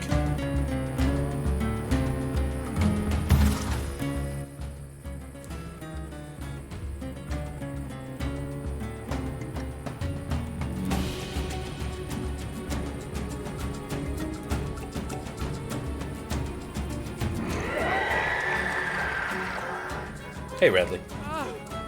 There he is in the field just over there. I mean, no offense to your friend Radley, but I was not looking forward to meeting him again. And he has Kovarn, so you do remember. I suppose I do. Once I saw him, his name just came to me. Why would they take him? Why is he wrapped up like that? I'm not sure, Rogard, but he needs our help. We'll have to confront Radley again, for Leafton and for Kovarn. I wish you could have met Radley before all this. He was a great one. I'm sorry.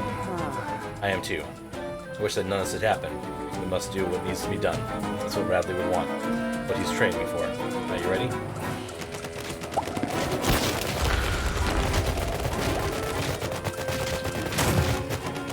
Wait, why did it switch me to shotgun? Come on.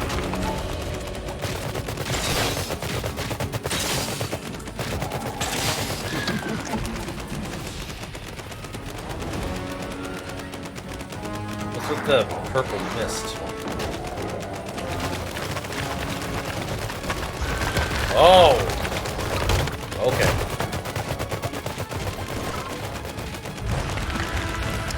So we need to kill the tentacles too.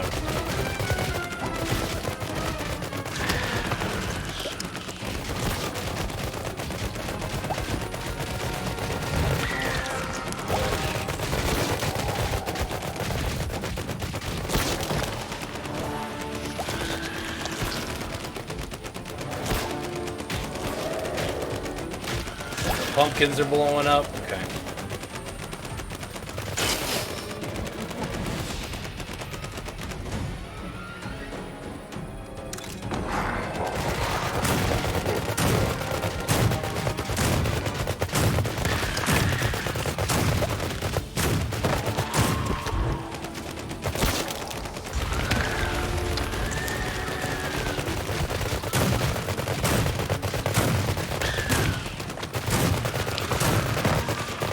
Oh, his punches are really strong against it, too.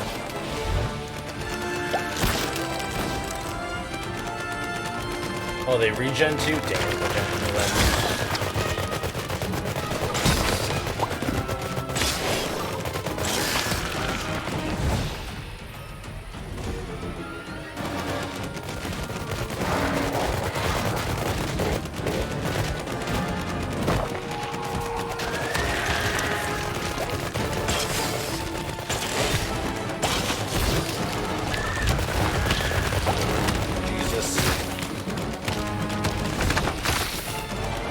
Ow!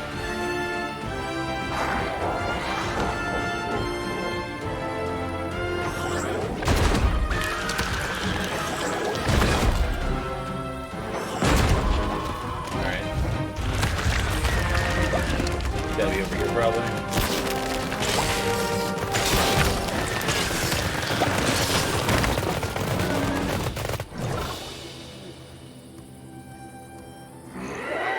Did it! We killed him. It's wild how quick to see FPS landscape switched under him. Yeah, exactly. Like going from arena shooters to here's some more hero shooters and VR shooters would be really weird to adapt to. Yeah, and like, no, 100%. It's been a while. It's kind of weird too that we've been stuck in like the battle royale kind of area now for a while too. Honestly, I mean, I like my battle royale games, but there's a lot out there right now. Saturation is very high. It's done, Lathe. Your friend Radley is at rest. I don't know how to feel. I know it had to be done, Radley even said so himself, but Oh, it was not you alone, Lathe. We did this together.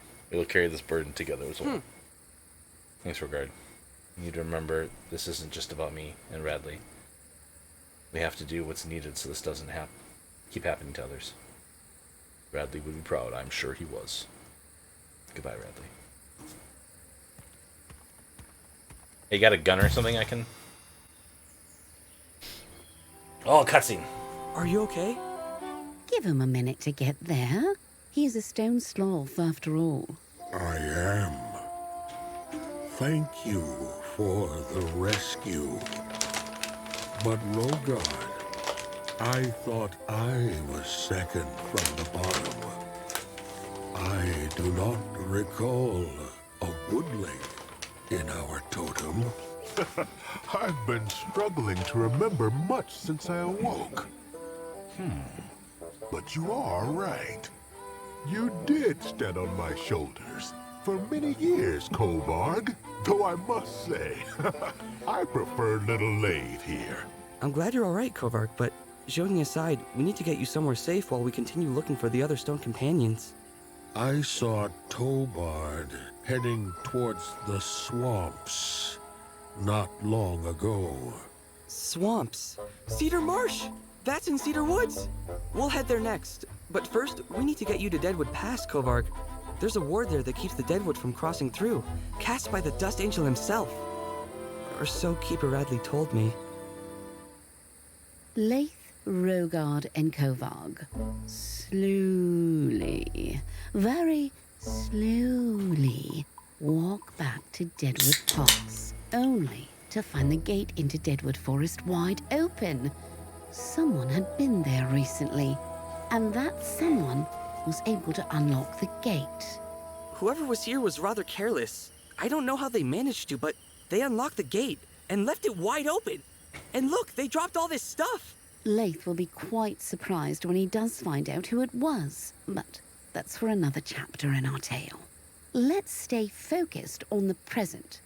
What else do you notice, Lathe? There aren't any Deadwood. It's silent. How silent is it? Like, eerily silent. The good news is that the ward still seems to be intact. The gate has been wide open and there aren't any signs that Deadwood have been through here. It's never silent for long when Deadwood are on the prowl. Do you mind taking a closer look? Just to be sure?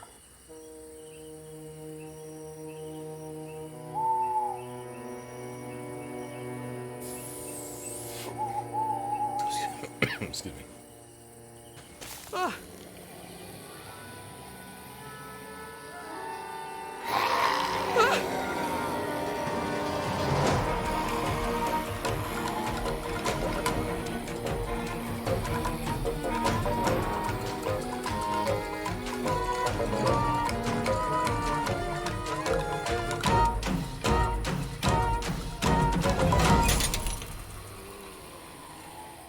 While poor Kovarg isn't as convinced, Leif is confident the ward is in place, keeping the Deadwood prowling at the cusp of Deadwood Pass from crossing the threshold.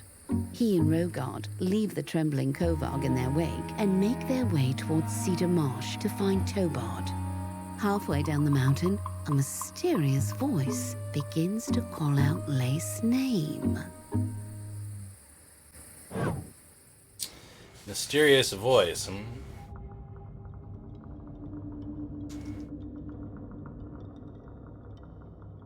So at this pace, I'm guessing this is roughly like a 10-hour game? We got the first of the stone statues in about 2.5 hours.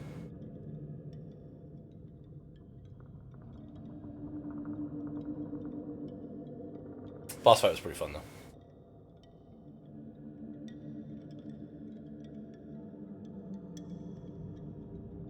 Pad EG have arrived. Pick? Okay.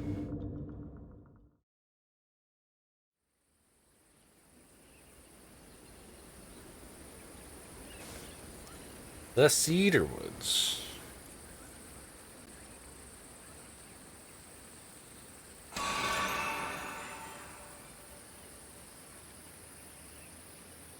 Why do you use the whirlwind attack?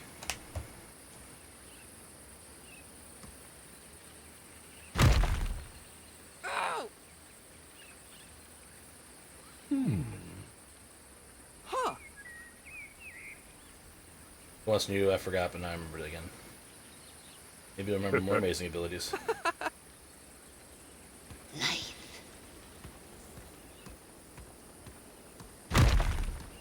That's the whirlwind attack? Oh, I don't have any energy. That's probably why.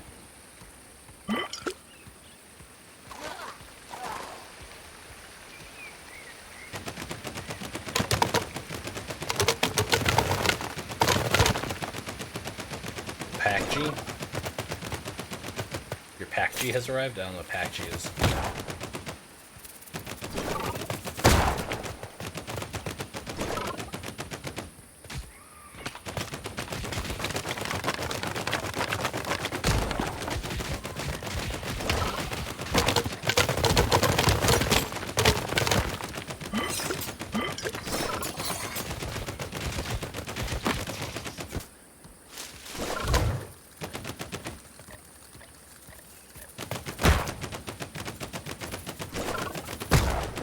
Actually, this is progress. We don't want to make progress yet.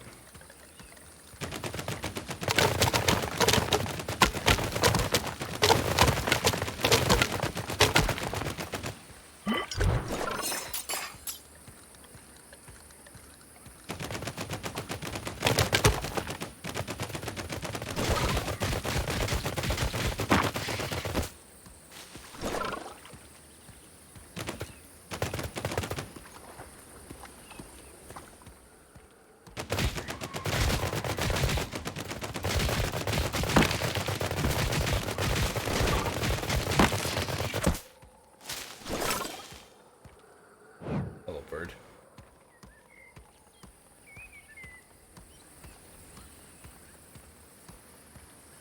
Guess I'll never know. Okay, well, that's okay. Thank you for the mysteries of life there, Pig.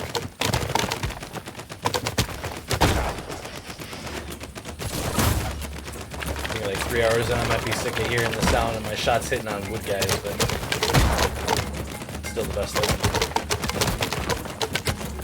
Did I get skills from... No, I didn't.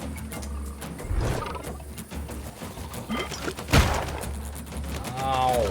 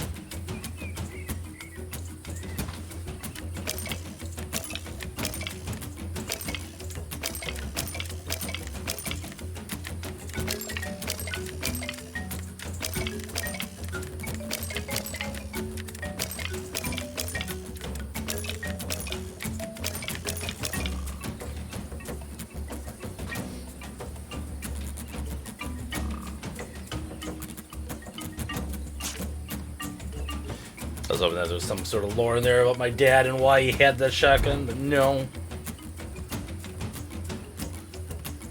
We'll never know.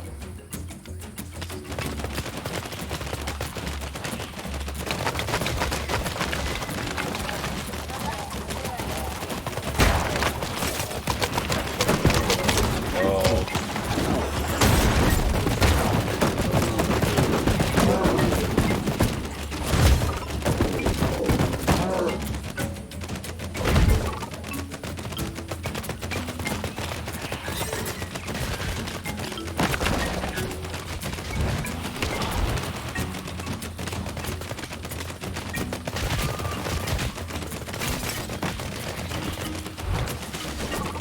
Oh man, getting beat up again.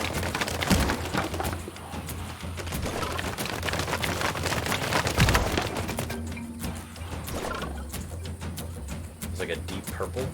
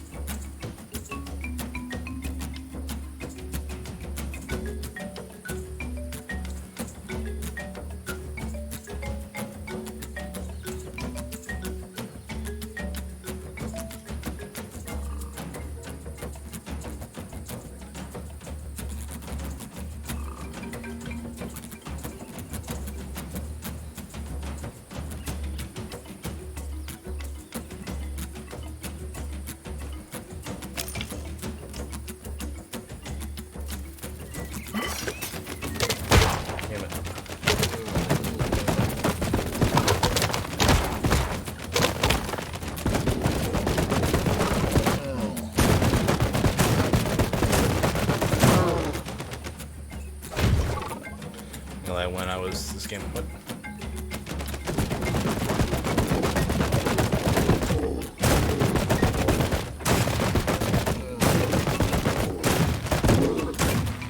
Yeah, I don't know what level of like marketing they really have behind it. It came out on Thursday, and I bought it then, but I didn't have a chance to play it at all until yesterday, and then I got pulled into playing tabletop sim last night. Because I was planning on playing this pretty much all day yesterday for my normal stream, so you didn't really notice about except a little. I mean, it's like a twin stick shooter. It's really the best way to explain it. The plot is like there was like an ancient seed that like this monk found, and the monk was like, I'm gonna go plant this seed, and he planted it. And then, like, the tree, like, was absolutely in love with, like, the monk or whatever. And then when the monk died, the tree got very upset about the monk dying. And so showed its, like, true nature of being, like, a corrupted seed or whatever. And all of the, like, positive things the tree had done, it started resurrecting the dead because it was so upset that the monk died that it was trying to bring him back, basically, or whatever. And then a Gandalf-like character shows up and seals the tree using a stone totem, which this guy used to be the basis of, the big stone guy that we're playing as. And that kept, like, the resurrecting of the dead at bay for, I don't know, thousands of years or whatever, basically, right? So, yeah. I do feel that, like, design-wise, it's kind of weird. It's not too bad. I think it's like 25 bucks. And I mean, I'm having a good time with it so far. There's a little bit of like samey stuff you know, like once you've dealt with like certain enemy combinations, like, you know, what do they get to throw more at you?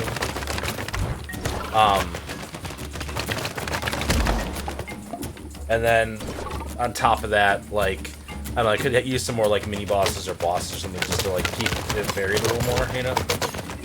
Think of like if you're playing like a shmup, right? You want to have things to test your shmupping ability against every once in a while. But I'm generally still having fun with it. And again, the art design and stuff like that is just incredible.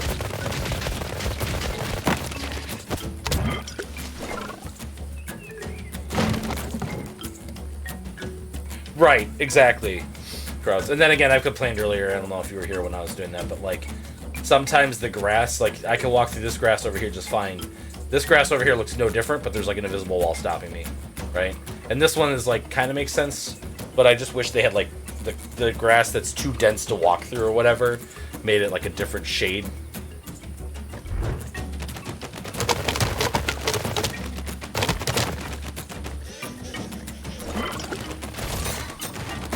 Because there were some areas, especially early on, where like I was very confused why I wasn't allowed to walk through them.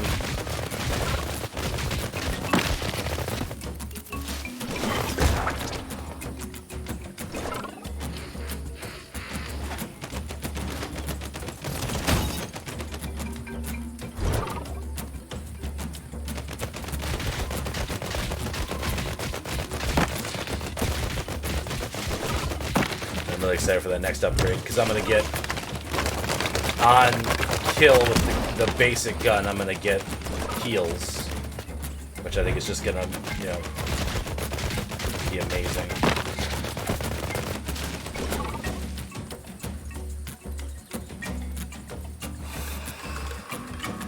Wazzle quills.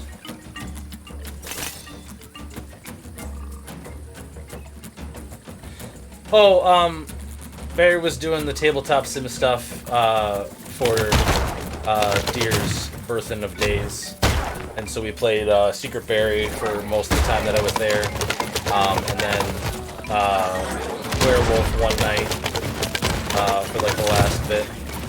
Quite a bit of fun. Oh no, I'm being overrun. Don't forget to wish Deer a happy birthday today, everyone. Can I do this like in combat? Even better.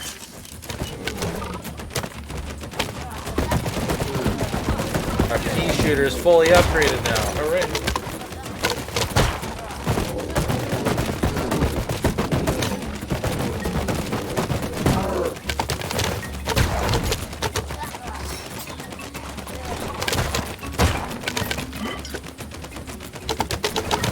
Are they just spawning endless waves of these guys? Interesting.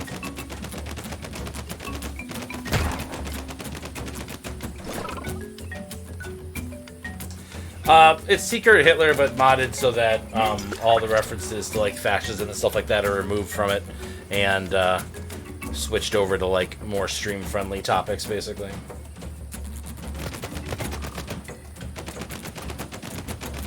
Deer did a very good job with the art on it. Because, you know, you don't want to be the berry, right?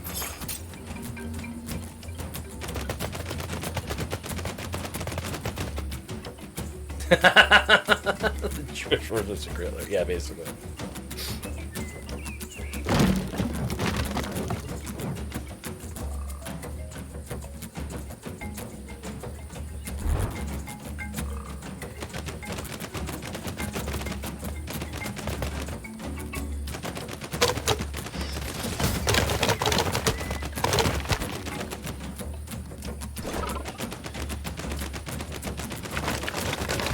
Yeah, like even on like the boxes or whatever that the rolls and stuff are hidden in or whatever on Tabletop Sim, they like converted the art so it's got like the Barnaby V on the side of them and stuff like that. Very good. I was very impressed with it last night. Oh, cat hair on my face. No! Fight my way through the canyon. Something's still talking to me.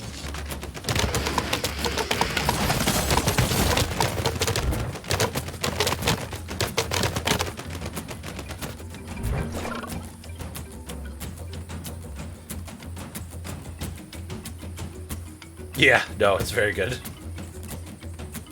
Also, it's super funny to be like, hey, Barry, are you the Barry or whatever, right?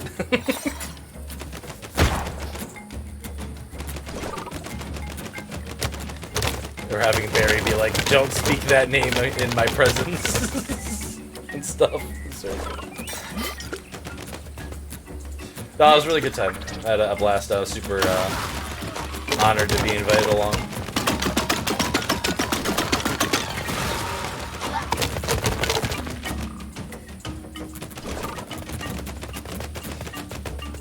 Yeah, Among Us is a good time. I haven't played in a while. I have friends that still play every week. I do think the roles are really neat. I did play a couple of matches with the roles.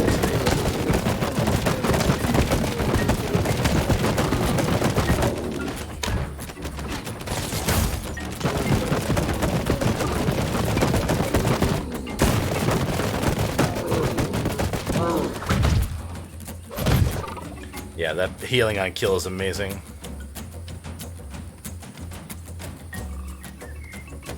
You think a deer's a good friend? No.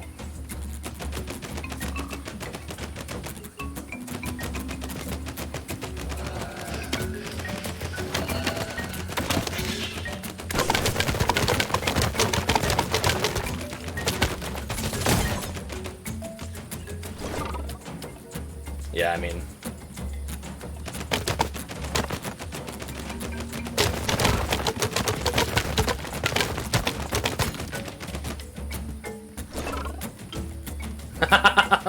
Could be wrong.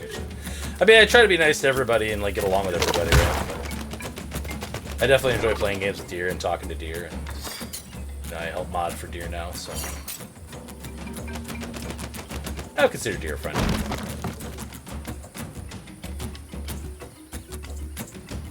But I don't assume to presume what they're, you know.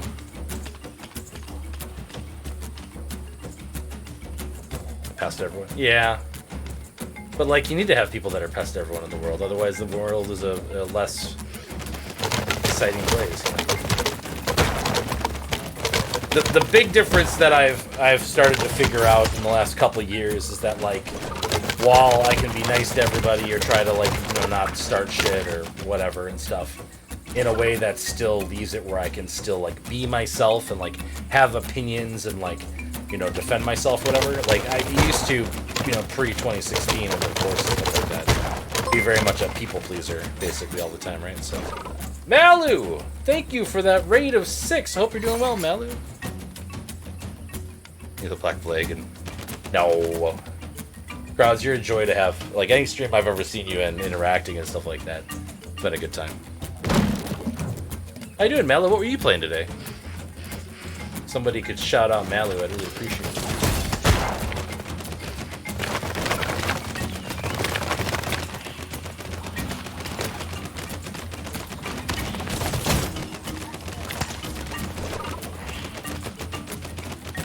Tarnishing interesting. I heard that one.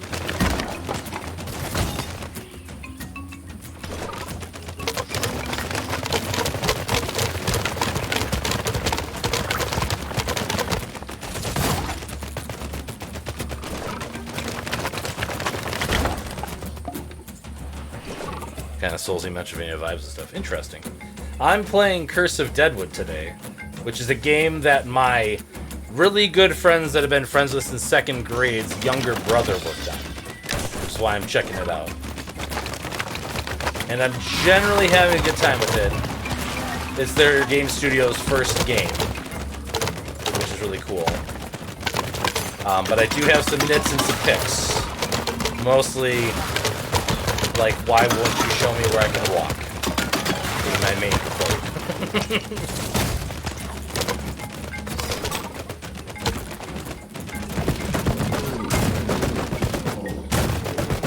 That is the weirdest connection. I mean, it's not nearly as bad as, like, your brother's sister's second son's second roommate or whatever. On their animation stuff for, like, Fortnite. I'm not 100% sure what he has specifically been involved with, right? Because basically anything that isn't released, he's not allowed to really talk about. And so when I've tried to, like, pry things from him previously, there's very little he could say. I know for a fact that he did work with Prey. But beyond that, like, because the studio, they, like, you're right, Crowds, they primarily do animations and that sort of stuff for other studios. They contract, you know, to help with that sort of stuff. And he is in that, like, side of the house generally. He's like, you know, arts and animations and stuff, so.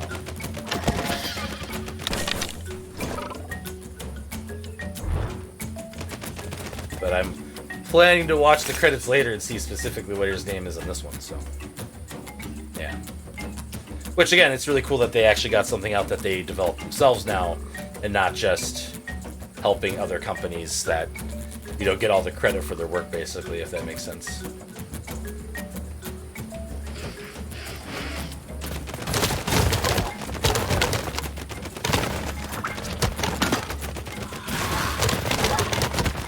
But that's a really good question. They should ask me that next time. Like, which of the Fortnite dances did you do?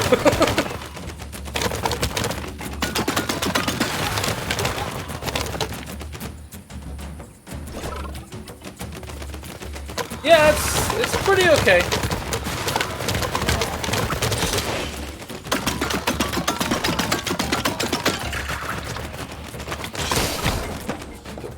Oh, excuse me. Ooh, a burpee there. Oh. I can floss. I mean, that's about it. I was practicing learning is it Orange Justice is that the default Fortnite dance, but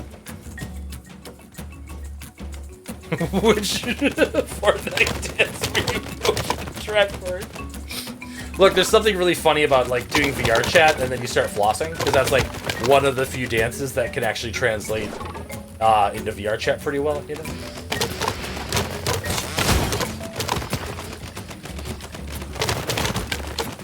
I guess food needs shopping. Yeah, I've got I don't know maybe another hour in me. I think at this point, I want to do a little bit more prep before my D&D session that I've got this evening.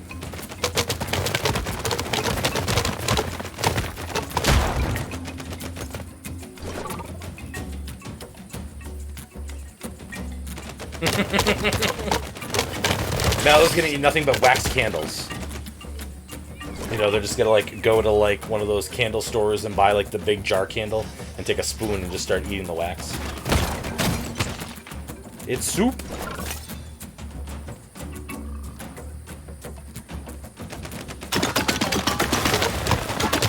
Wax is edible.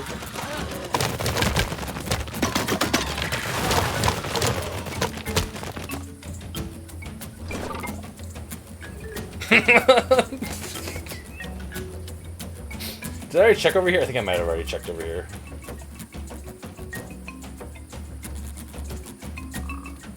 God, this music is really good too. Someone was having a good time in the Glockenspiel. The fact there's no enemies up here makes me think I've already cleared this out.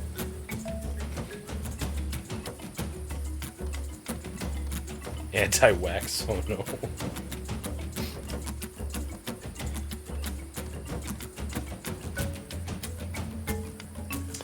I'm DMing for 2 campaigns right now.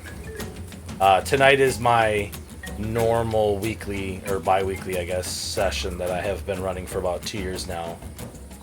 And then on Sundays, I have another one that I run. We're running Curse of Strahd for that one particularly right now. Which I think we're playing tomorrow. So I have some prep I gotta do for that tomorrow, but that's a tomorrow problem. And really that one's in an interesting situation for me when it comes to prepping it, because like the players got into Barovia last session and are kind of at the point where they can decide what they want to do this week or this session. So I'll probably try to lay down 2 or 3 various kind of hooks for them to follow, but they could do whatever the fuck they want. So being prepared means I just need to be ready for wherever they decide to go, basically. Luckily, I have read the entire book, so it's just a matter of referencing certain specific things if they go specific places.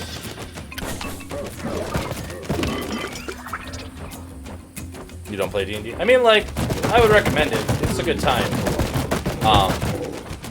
Or you're gonna play like once or twice. And yeah, the stories are pretty great. I think the best one that I have from the one session. So the one session that I'm running every other week, that's been going for about 2 years now, was a derivative of original campaign that I used to run in person before COVID and before my friends all moved across the country, where we were playing through the Tyranny of Dragons adventure, basically.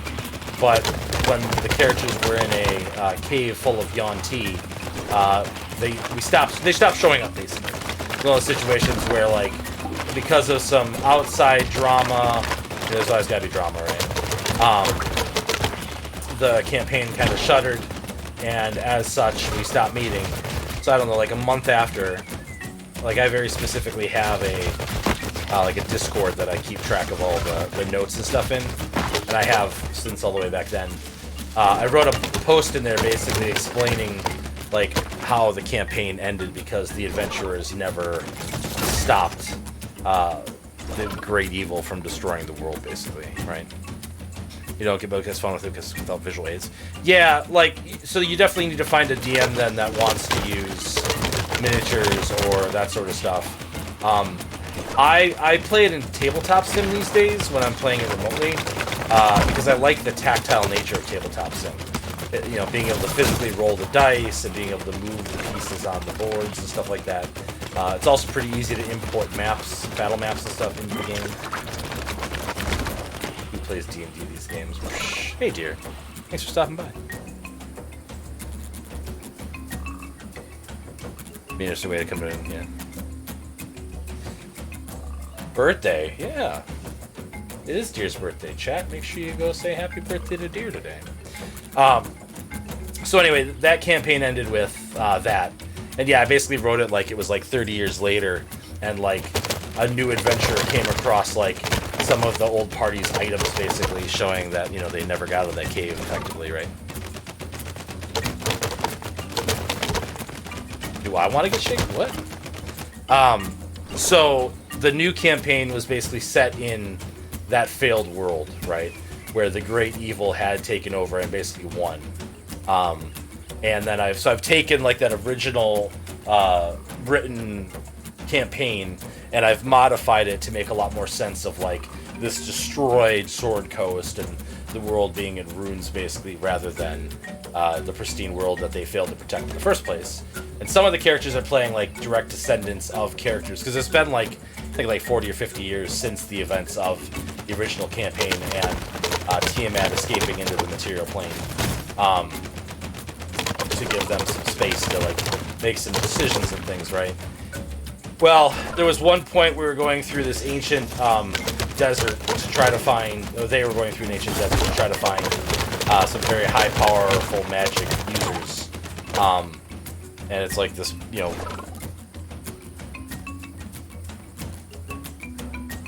good lover. Yeah, it sounds like it'd be fun. You're a direct descendant of Usher. Yeah, I remember that one, dear. So the party was going through the desert at one point, and I was using, there's amazing, like, you know, table references for encounters and stuff online, and I was using, like, a D100 table of, like, desert encounters or whatever, to spice up some of the things that were happening, you know, throughout the nights and stuff like that, because, like, when you're traveling through a dungeon, or not a dungeon, a desert, right? It should feel like you're traveling through a desert, right? It's going to take you a long time to get places. Sand is going to get everywhere, right? Tusken Raiders are going to be up on top of cliffs going, you know, all that good stuff, right? So we were in the desert for a long time. Like, we had, like, travel sessions in that desert for, like, 2 months, basically, right, of sessions. It was a goddamn slog, right? So they're doing, I like to make the players roll a lot of, like, the, like, nuisance rolls or, like, the, you know, whatever rolls, because, you know, getting players to roll dice makes a lot of sense, right? And so they roll, you know, for an encounter, and then if they do get an encounter, I make them roll on the table basically to see what they get, right? And then also the fun side of it is, like, if you're using a random table like that, it's the player's fault when things go really bad. You know what I'm saying? So, well, no, because here's the thing. So I thought it'd be fun because the players would be fighting for food the whole time, and they'd be fighting for water the whole time, right? Well, in the party, there was a druid that could make good berries, and enough good berries for the entire party. And there was a cleric that could turn, like, just summon water, basically. Like, just make water. So they never had a problem with supplies the entire... I'm like, it's half my fun. Anyway. So they're camping at night, and the elf is protecting the party. They're, like, the lookout, basically, whatever, right? And all of a sudden, this incredibly large, buff barbarian, being followed by 3 giant scorpions, comes walking into the camp at night, right? And the one guy's, you know, the person who's playing the elf or whatever, like, she's like, well, hey, what's up? What are you doing here, basically, right? And the person's like, hey, I would like some milk. Like, I'm looking for some milk, basically, right? And it's the Scorpion King. It's, you know, Dwayne "The Rock" Johnson, the Scorpion King, encounters the party, is what the encounter table said, right? But it doesn't say he's hostile. It doesn't say that he's, like, whatever, right? But barbarians like milk, right? Like, so, you know, The Rock and everything he does, right, sure, like, milk is a big part of his, like, dietary intake, right? And they're like, no, we don't have any milk right now. Sorry to disappoint you. And the Rock's basically, oh, okay, we'll carry on then, right? But see, now the problem is that I've made the Rock, the Scorpion King Rock specifically, canon in the campaign, right? So, like, rules of 3. I have to, like, have him show up again, right? Like, this is just, a thing, right? So a couple days later, again, they're traveling, and I get one encounter they basically run into, like, merchants on, like, skiffs, basically, out in the desert, right? And so, like, I have it as, like, this humongous merchant caravan, right? It's like they're traveling tons of supplies and stuff, and, like, the party was heading to a Zentarum fortress in the desert, basically. And the Zentarum, they're like the magical mafia in the Forgotten Realms, basically, right? They are a shady organization that does things, like, bad, but, like, the whole goal of their organization is really to collect magical items so they can help stop bad world events from occurring as well. So, like, they aren't, like, somebody that would normally want to work with the party, but at the same time, they don't want this great evil Tiamat controlling the world. And so, like, they're gonna help, but, like, it'll be a tense kind of relationship, basically, right? And that's before the party killed, like, 2 of them in the fortress and stole something. But anyway, that's not the point of this story. So they're heading there. So on the way to there, right, this merchant ship is literally full of, like, magical items, right? Like, he literally has a crate of bags of holding, right? That he's just, like, pulling them out like they were just manufactured. You know what I'm saying? Like, with the sawdust and everything in there, basically, right? And on the skiff, of course, is Dwayne "The Rock" Johnson and his 3 giant scorpions, him in the Scorpion King outfit. And he waves at the party like, hey, it's good to see you guys again, or whatever like that, right? So I'm like, okay, cool, this is like, whatever, right? So we get to the Zentarum Fortress, and the skiff is there, because obviously there's a lot of stuff, they gotta unload it, it's gonna take some time, whatever like that, right? And so, like, everything in there goes chaotic and crazy, and the party goofs up things, whatever, but when they're leaving, we tie back into this whole story. Because the druid character, at this point, realizes that, like, well, the Rock is still with the skiff, right? Like, he was coming here or whatever like that. He hasn't, like, left them or whatever, right? And realizes, yeah, they could summon a cow. So, the Rock got his milk. And became an NPC companion with the party for 6 months. So, yeah, that happened. So the last the party has seen the Rock, there was a huge battle, and one of his scorpions lost one of its pincers, and he didn't want to leave his wounded scorpion alone. So the party bought a bar. And currently the Rock and his 3 giant scorpions are running the bar, basically, in the player's absence. So that's how the Rock became an instrumental part of the campaign I'm currently running, which will be tonight as well. So it is, whew, it's a lot. And what I'm trying to decide now is, like, does this need to become like a normal thing? Does the Rock just need to show up in, like, each of my campaigns? Is that, like, the fingerprint that'll be going forward? Because the thing about, like, the Rock is, like, since of all the various characters he's played, right, you could just have him show up with, like, a 2x4 on his shoulder, right, and have him be a completely different character, you know? Doesn't always have to be the Scorpion King. And I think for, like, legal reasons, he's referred to in-game as the, Dwight the Pebble Johnson, I think, or something.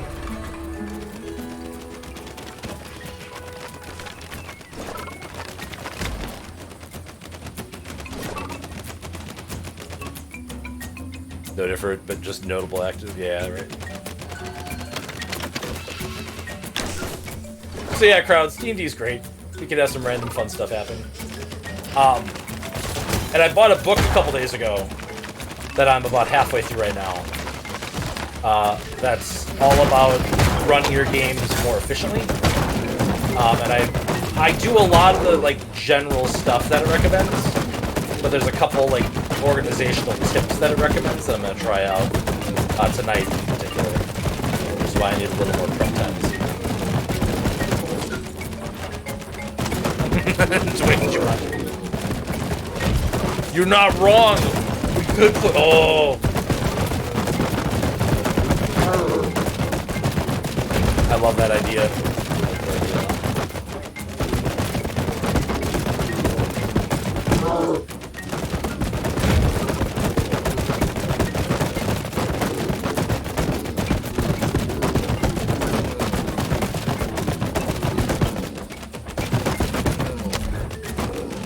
Probably not.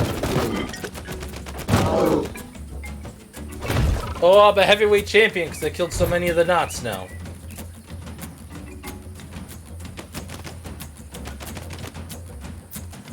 I haven't seen Spy X Family yet. I've heard good things about it. I've been kind of bad about anime the last couple weeks, though. Normally I do an anime night on Thursdays, but due to a bunch of scheduling conflict issues, we haven't had a chance to do it recently. We've been watching your boy Kongming, who's been the big one we've been watching last season. But I think we still have like the finale to watch on that, I'm not sure. But I'm really looking forward to finishing that one. That one is so good. Definitely recommend it if you haven't seen it.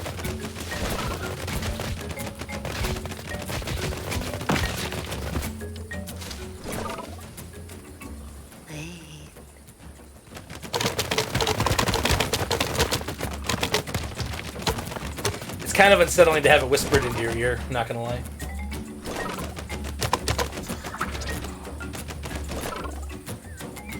Having watched Rise of Gru certainly is a movie. Oh boy. I haven't seen that one yet. What did I see most recently? I saw whatever the latest Marvel movie is. Thor: Love and Thunder. That was the last movie I saw. It's like fun to spurts. Like, is it better than the Minions movie, like the first Minions movie, or? Because I love Despicable Me 1 and 2. I think those are very, very good movies. The Minions are kind of a lot, though, to have, like, running an entire movie by themselves, though.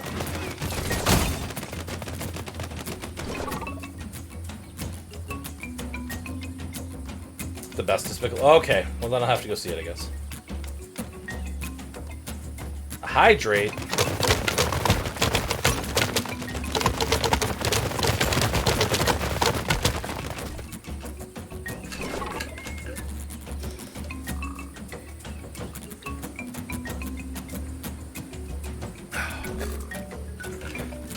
I like a lot of the 80s aesthetic stuff in the second one.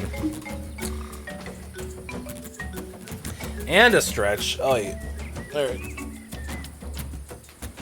Oh.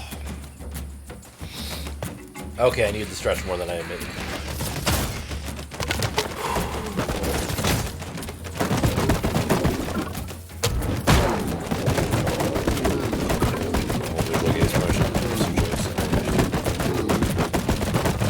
Oh, that's good. Beat the shit out of the minions.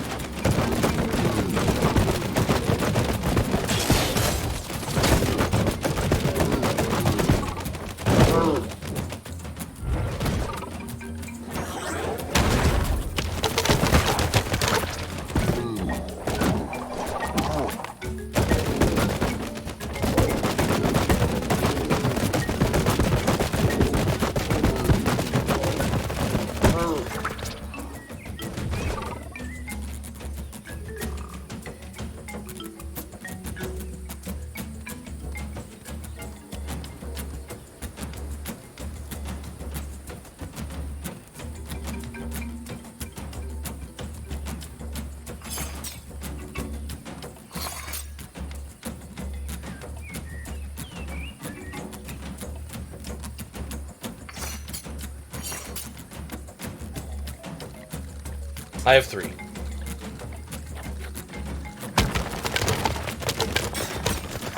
I got a 12-year-old, a 10-year-old, and an 8-year-old.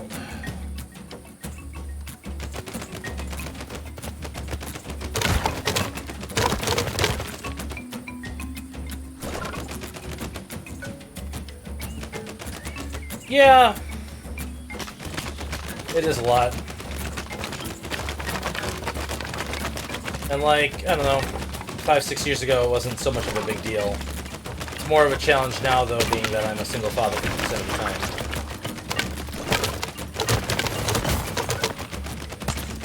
The other half of the time I'm just sad, so. A cute child. Yeah, I mean, they're all very cute. And their personalities are great. I do love the hell out of them, so. I should show them Rise of Guru. Okay.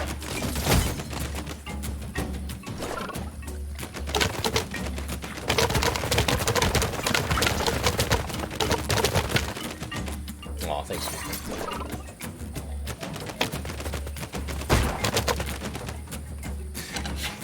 He got me so badly with that video yesterday. That's why I shared it on fucking Twitter. Because I'm sitting there. There's, like, Twitter had to cut it down to, like, 40 seconds or whatever, right? But there's 2 minutes of me posing on that video, having no clue what he's doing, basically, right? You little shit.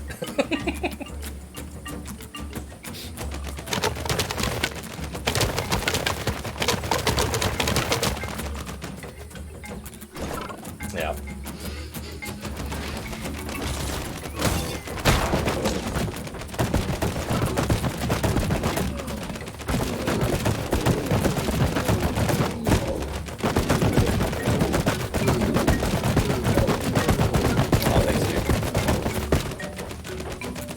No, they're good kids. Every once in a while, I get like stuck with like I can't move. I don't know what that's about. Yeah, the chaos monsters you strive to be. I mean, I feel like part of being a kid is being able to embrace the chaos, right?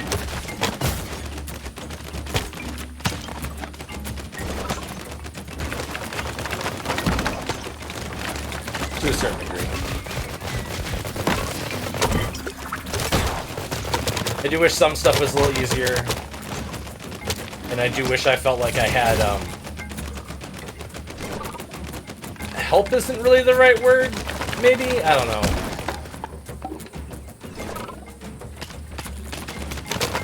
Some very specific things have been very specifically challenging lately.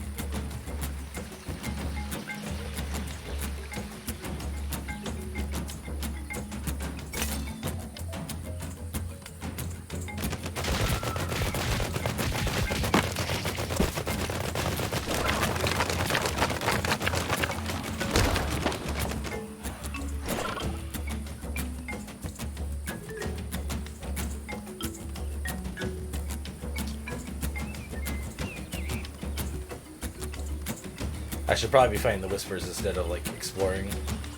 This might bite me in the butt later. Oh no, okay. This is a good. That's a good find. That'll be a skill up when I do that. Alright, I'm just checking something quick.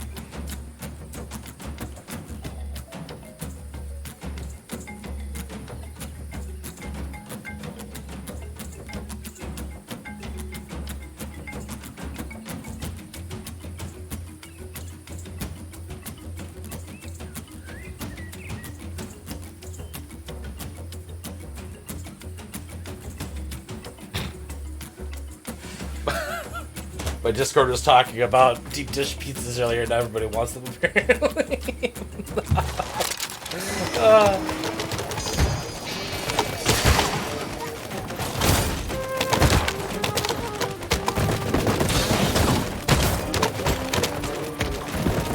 By everybody, I mean me and Farg, so.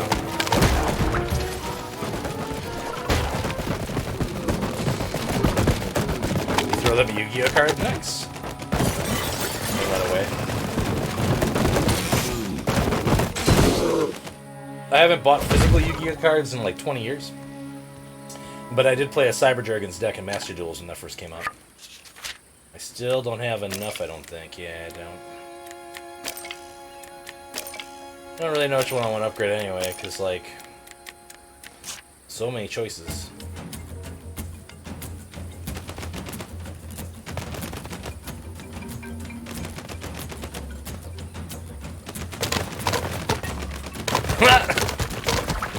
Yu-Gi-Oh cards are trash. I mean, I don't disagree with you.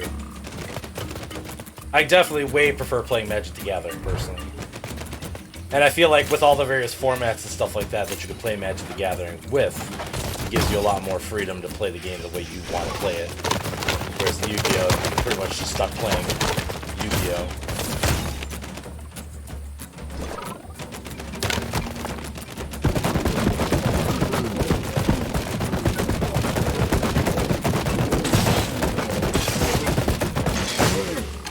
Like, I literally have a Card Kingdom fucking cube literally right here. Which, you know, if you don't know what that is, basically you do like a sealed draft, basically, from this. Everybody builds a deck, and then you all have fun playing for an entire night together. Show a Black Lotus or whatever. I don't have a Black Lotus. I mean, I do have some older cards, but I don't know. Like some of these good old, like, white border, unlimited ones and stuff like that. Because I've been playing since, like, the early 90s, so. My A5 Wagyu.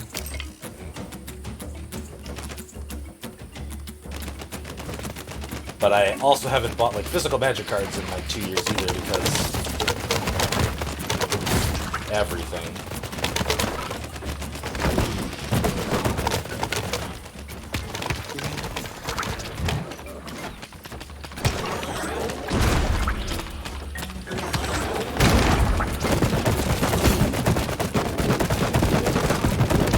I mean, it's your birthday, dear. You should, like, whatever you eat should be something you really enjoy.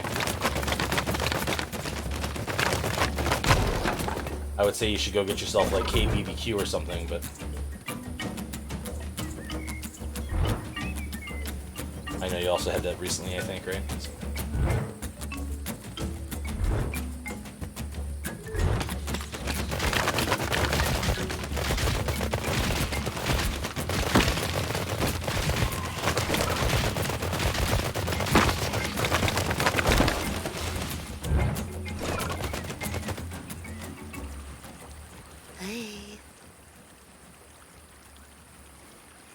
You go to a hot pot place that's like 5-star place, also really expensive on Monday.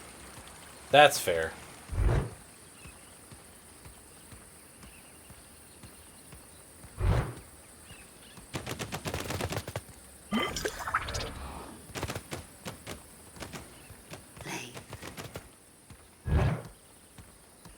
Already clear this area? I must have already cleared this area. Okay, let's go. 800 grams of pasta. Oh, that sounds amazing. I love pasta carbonara.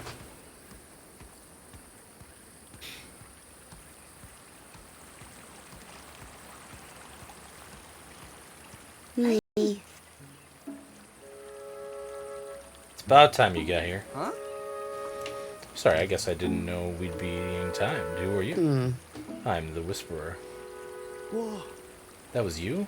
Why are you guiding us here, Miss the Whisperer? It's not my name, kid. The name's Snakeroot Grail. Wait a minute, the Snakeroot? Yep, the same. Snakeroot, the legendary warrior who once fought through the villainy of Orbrig Forest in nothing but their underwear?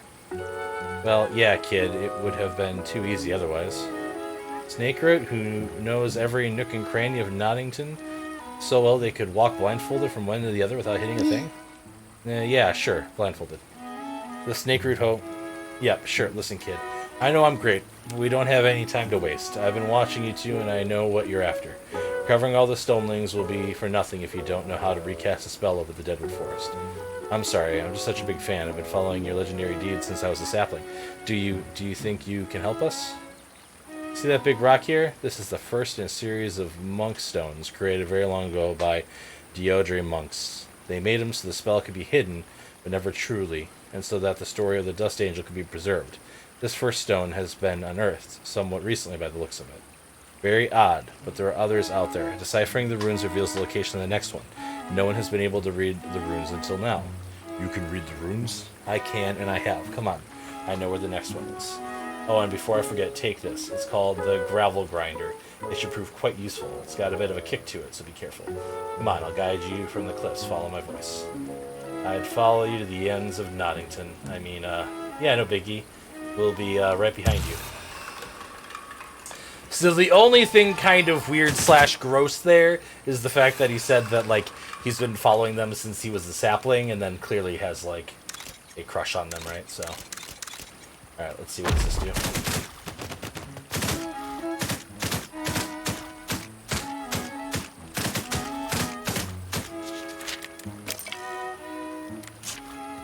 Nice ammo, the first upgrade. APM traditions. Wait, this is the way we're supposed to go. I don't want to go that way. So this is like an SMG. Oh, but you can... Ooh, that actually could be cool. It doubles up whatever direction you're pointing with your normal pea shooter shots, and you can throw the thing on top of it. Which would not be awful, I suppose.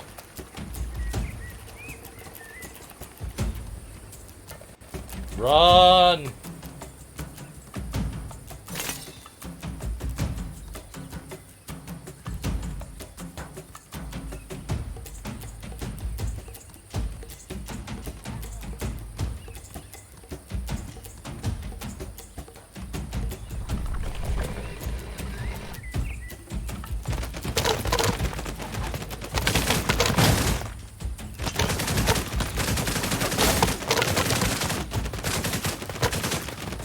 Interesting. Oh.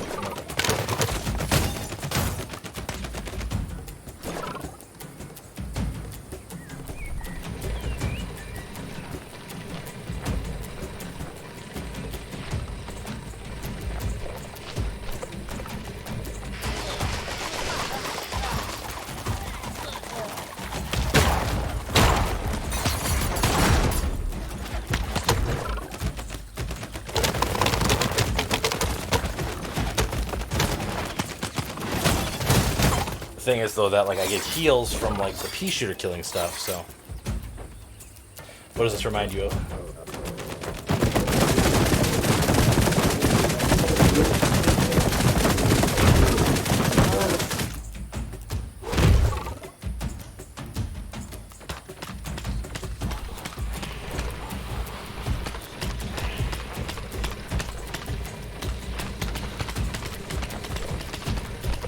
Oh, it does kind of look like Knack, yeah.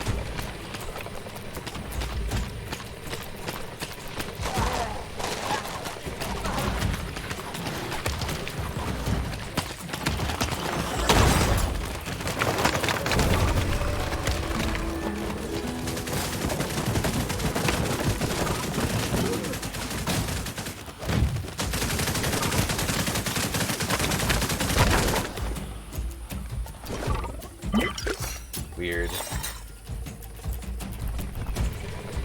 Still can't believe that the PS4 is launched. That was nice. Yeah. I still love, I think it's Wario 64, every time that there's a sale on Knack, they still post, like, that one picture or whatever of Knack every single time. Gets me every time. A good little bit. I think I own Knack 1 and 2 from, like, the PlayStation Plus stuff, but I've never played it. I don't really have an interest to play a platformer in 2020 right now. Knack 2, baby! Yeah.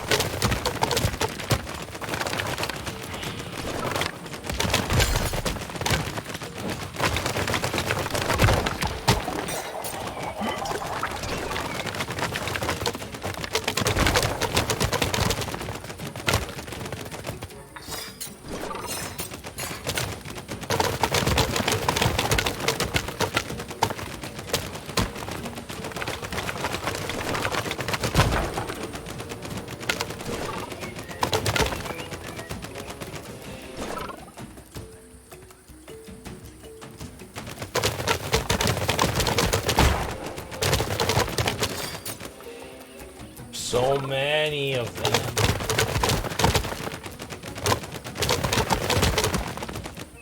I haven't gotten an achievement for killing the normal little ones in a while, so I'm assuming I've already maxed out.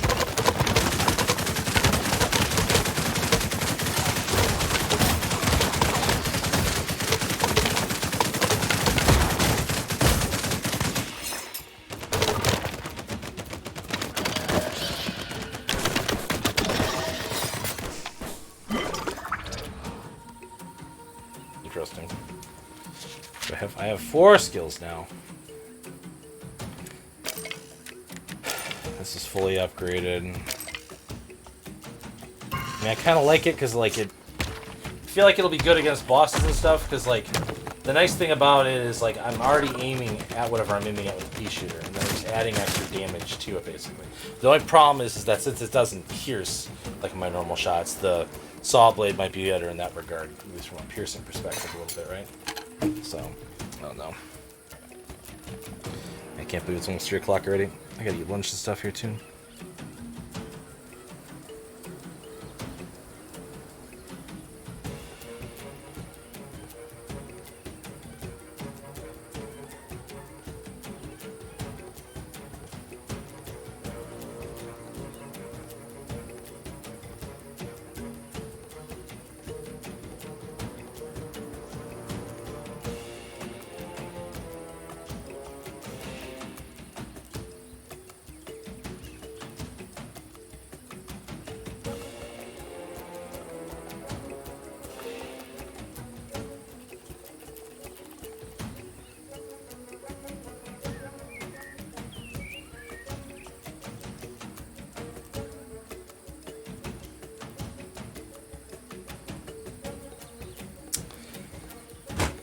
Blowing up my phone again.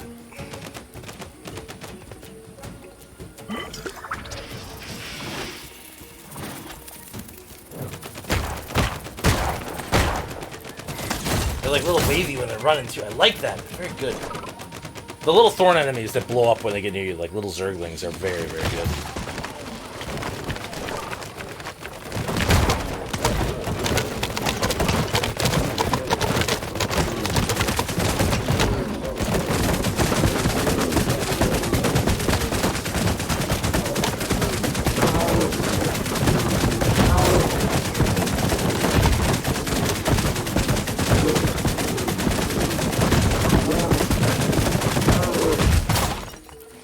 See, like, since every gun uses a different color ammo, and it's just a lot of weird choices.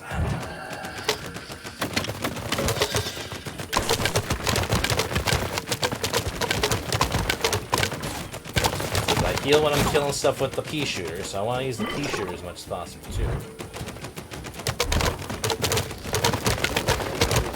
But still, we're like 4 hours in, and I still absolutely positively adore the sound of the normal. It's like clink, clink, clink, clink.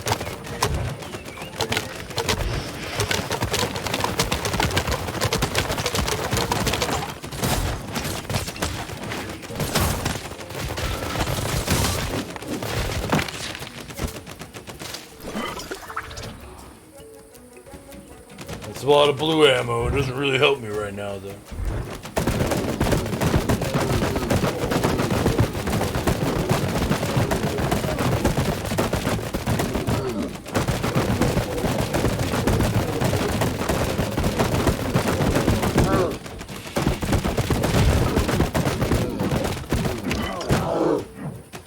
I guess we'll get to whatever Fur's rest is, and then that'll probably be where I'm going to call it for now, I think. A couple hours to make myself some lunch, and then go ahead do the last little bit of prep I need to do before tonight.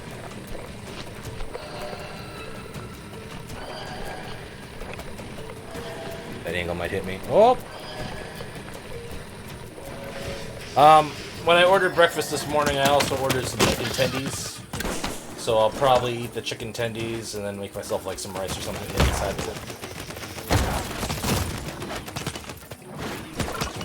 They upped my dosage of one of my medications without telling me, by the way, which, whatever. But part of it is like an appetite suppressor is like one of the things that it does. That's not the main reason I'm on it, but like bonus side effect or whatever. And so I still find myself a lot of times buying.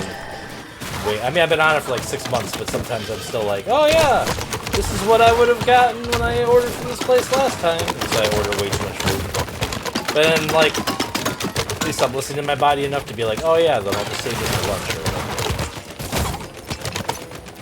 I don't want them to stop summoning. I want them to summon more. That's a bad achievement.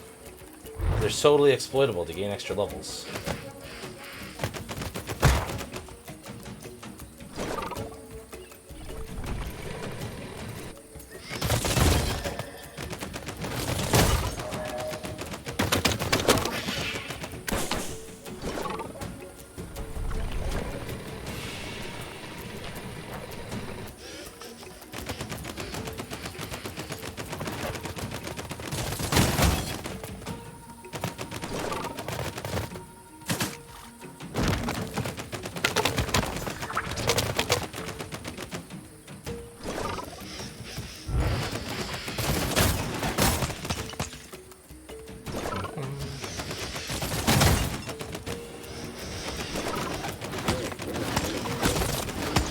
Push the other one over here.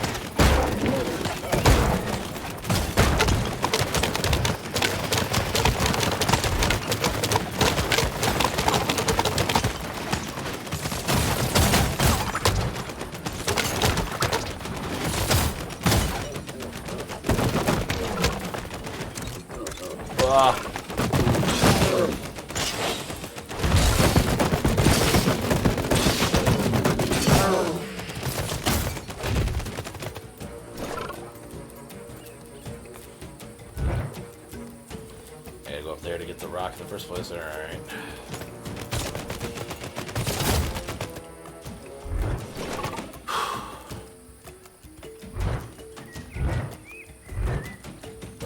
Oh shit. Okay. I've puzzled your puzzle game, and I found it puzzling.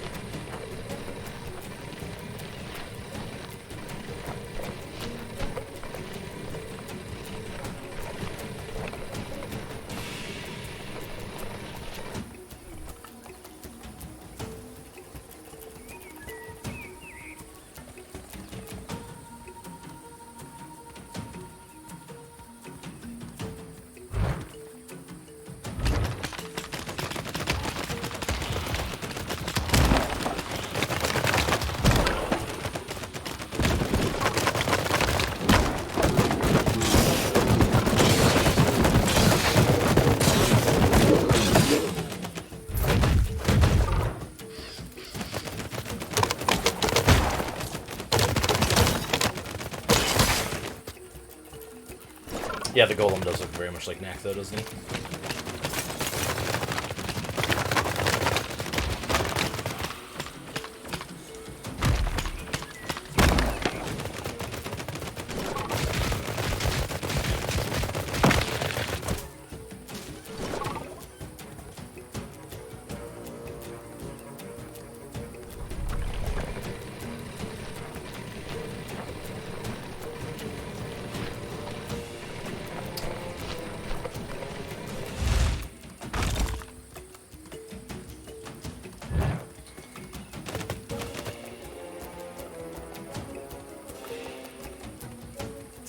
This rock has to go over here. I don't know. This stuff is kind of fun. More of this kind of puzzly crap I wouldn't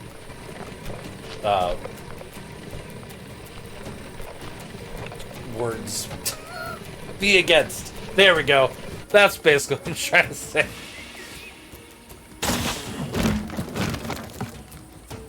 You love moving a boulder? It's not so much the boulder itself, it's more just the fact that, like, it's changing the gameplay in a meaningful way, right? Because, like, I've been fighting the same... last time they introduced a new enemy type was, like, a stage and a half ago at this point. So... like, these guys here, for instance, is the second enemy type that I ran into. And they're just still everywhere, right? Which is not necessarily a bad thing that I'm fighting the same stuff, but to get a variety is important in a game like this, right? To keep things fresh and interesting.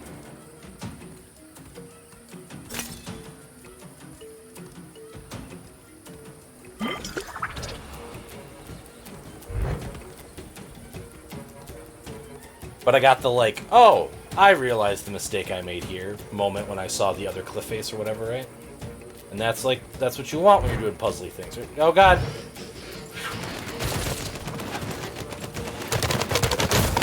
I thought for sure I was falling there.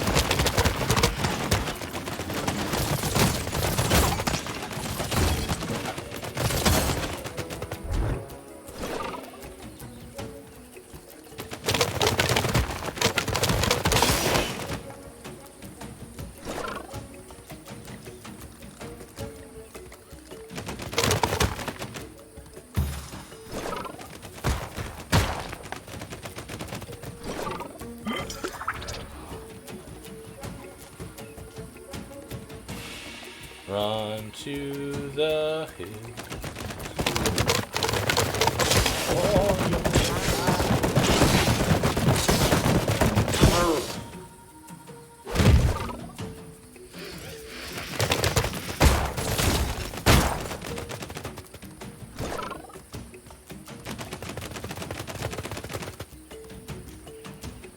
Like, here. Why can't I not go up there? I mean, like,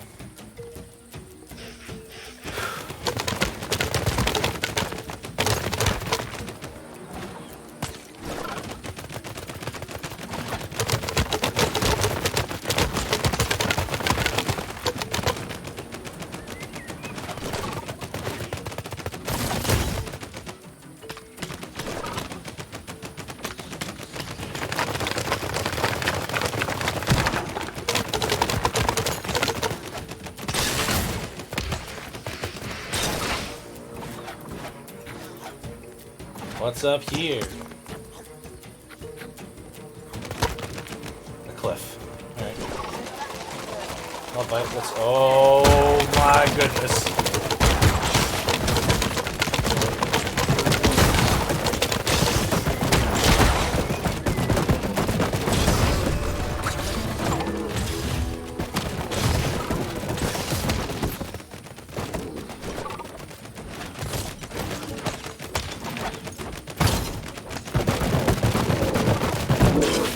Look, they even have darker shades of grass back here. But I can go in it?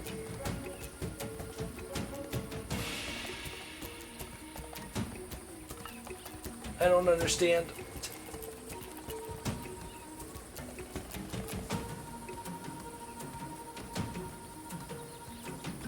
Okay. I think I wasn't supposed to be able to go back there, but it's fine.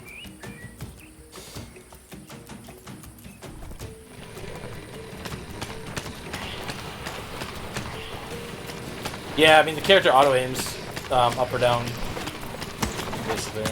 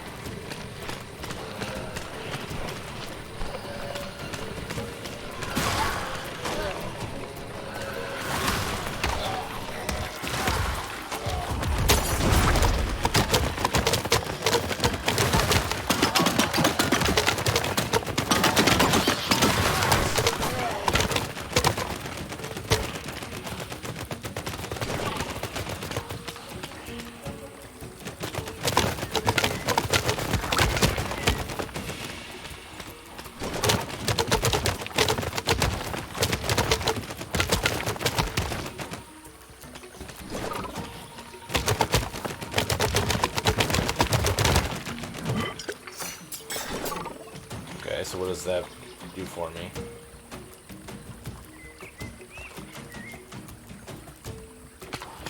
One more boulder, maybe? This path, maybe?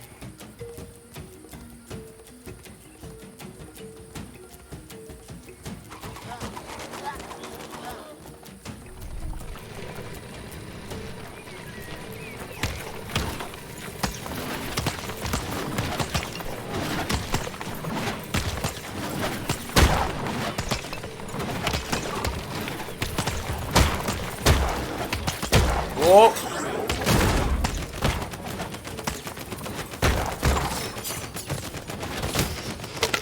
May have pushed it a little too far there.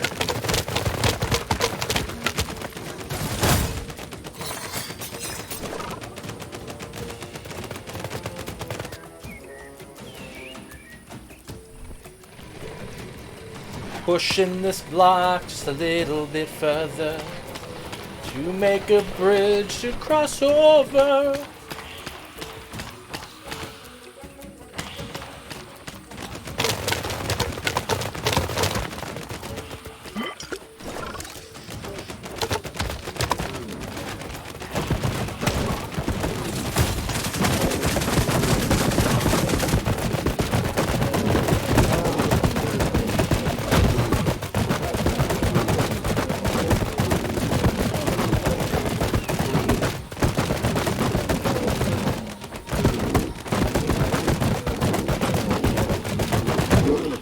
Yeah, I'm a little surprised that, like this area is more mountainy. There's more of this redstone stuff around me, right?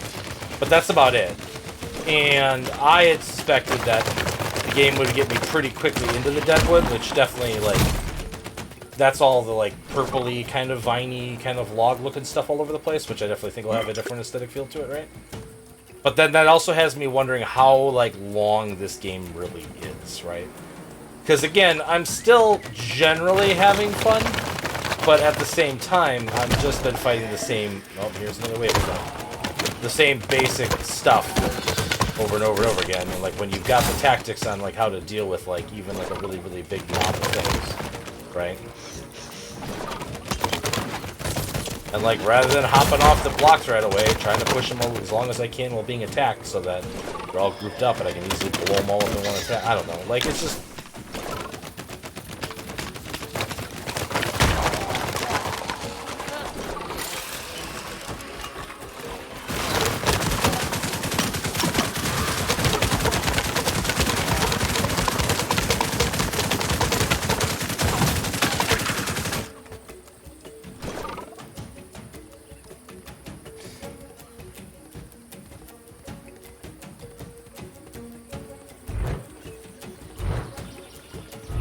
Well, like I said before, I think more bosses, more often or something, would probably be beneficial. But again, for like a first game from a studio or whatever like that, right? Like, there's definitely a lot of like good things too. Again, the animations, the music, all that kind of stuff is fantastic.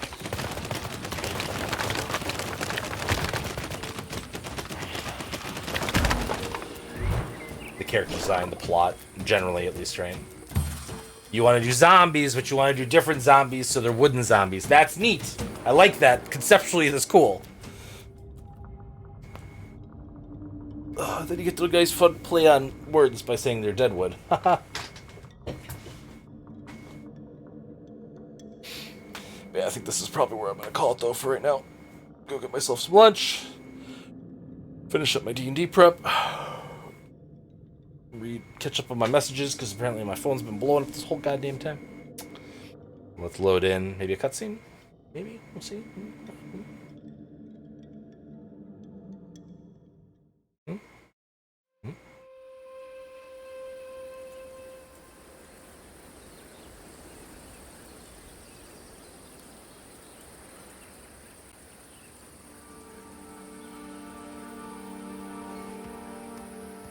A new zone that I can walk into the deeper shrubbery. I don't understand. That's the stuff that just blows my mind. Anyway. It causes Thanks, Crowds. That's great. All right, let's zoom in on me, I suppose. Hello, it's me. Hi, it's me, Sar. Thanks again, everybody, for stopping out. Really appreciate it. Just a reminder, this game is now fully out. It came out on Thursday, so if you liked what you saw, definitely go check it out. Let's see here. Chair, I think. Yeah. Chair's doing Monster Hunter Rise. So let's go say hi to Chair quick. And then, I probably won't be back today. I might be back tomorrow, though. I don't know if I'll play this or I'll play something else. I got a lot of stuff on my plate right now I'm trying to get through. Live A, Live.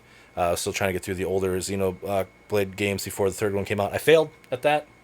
And just like all the games that have like really good updates now, like the Grand Theft Auto Online, No Man's Sky, Sea of Thieves, new season starts next week, right? There's just a lot of good stuff to play right now, which is, a weird problem to have. But thanks, everybody. Goodbye. Have a good day. Thanks again, crowds. Take it easy.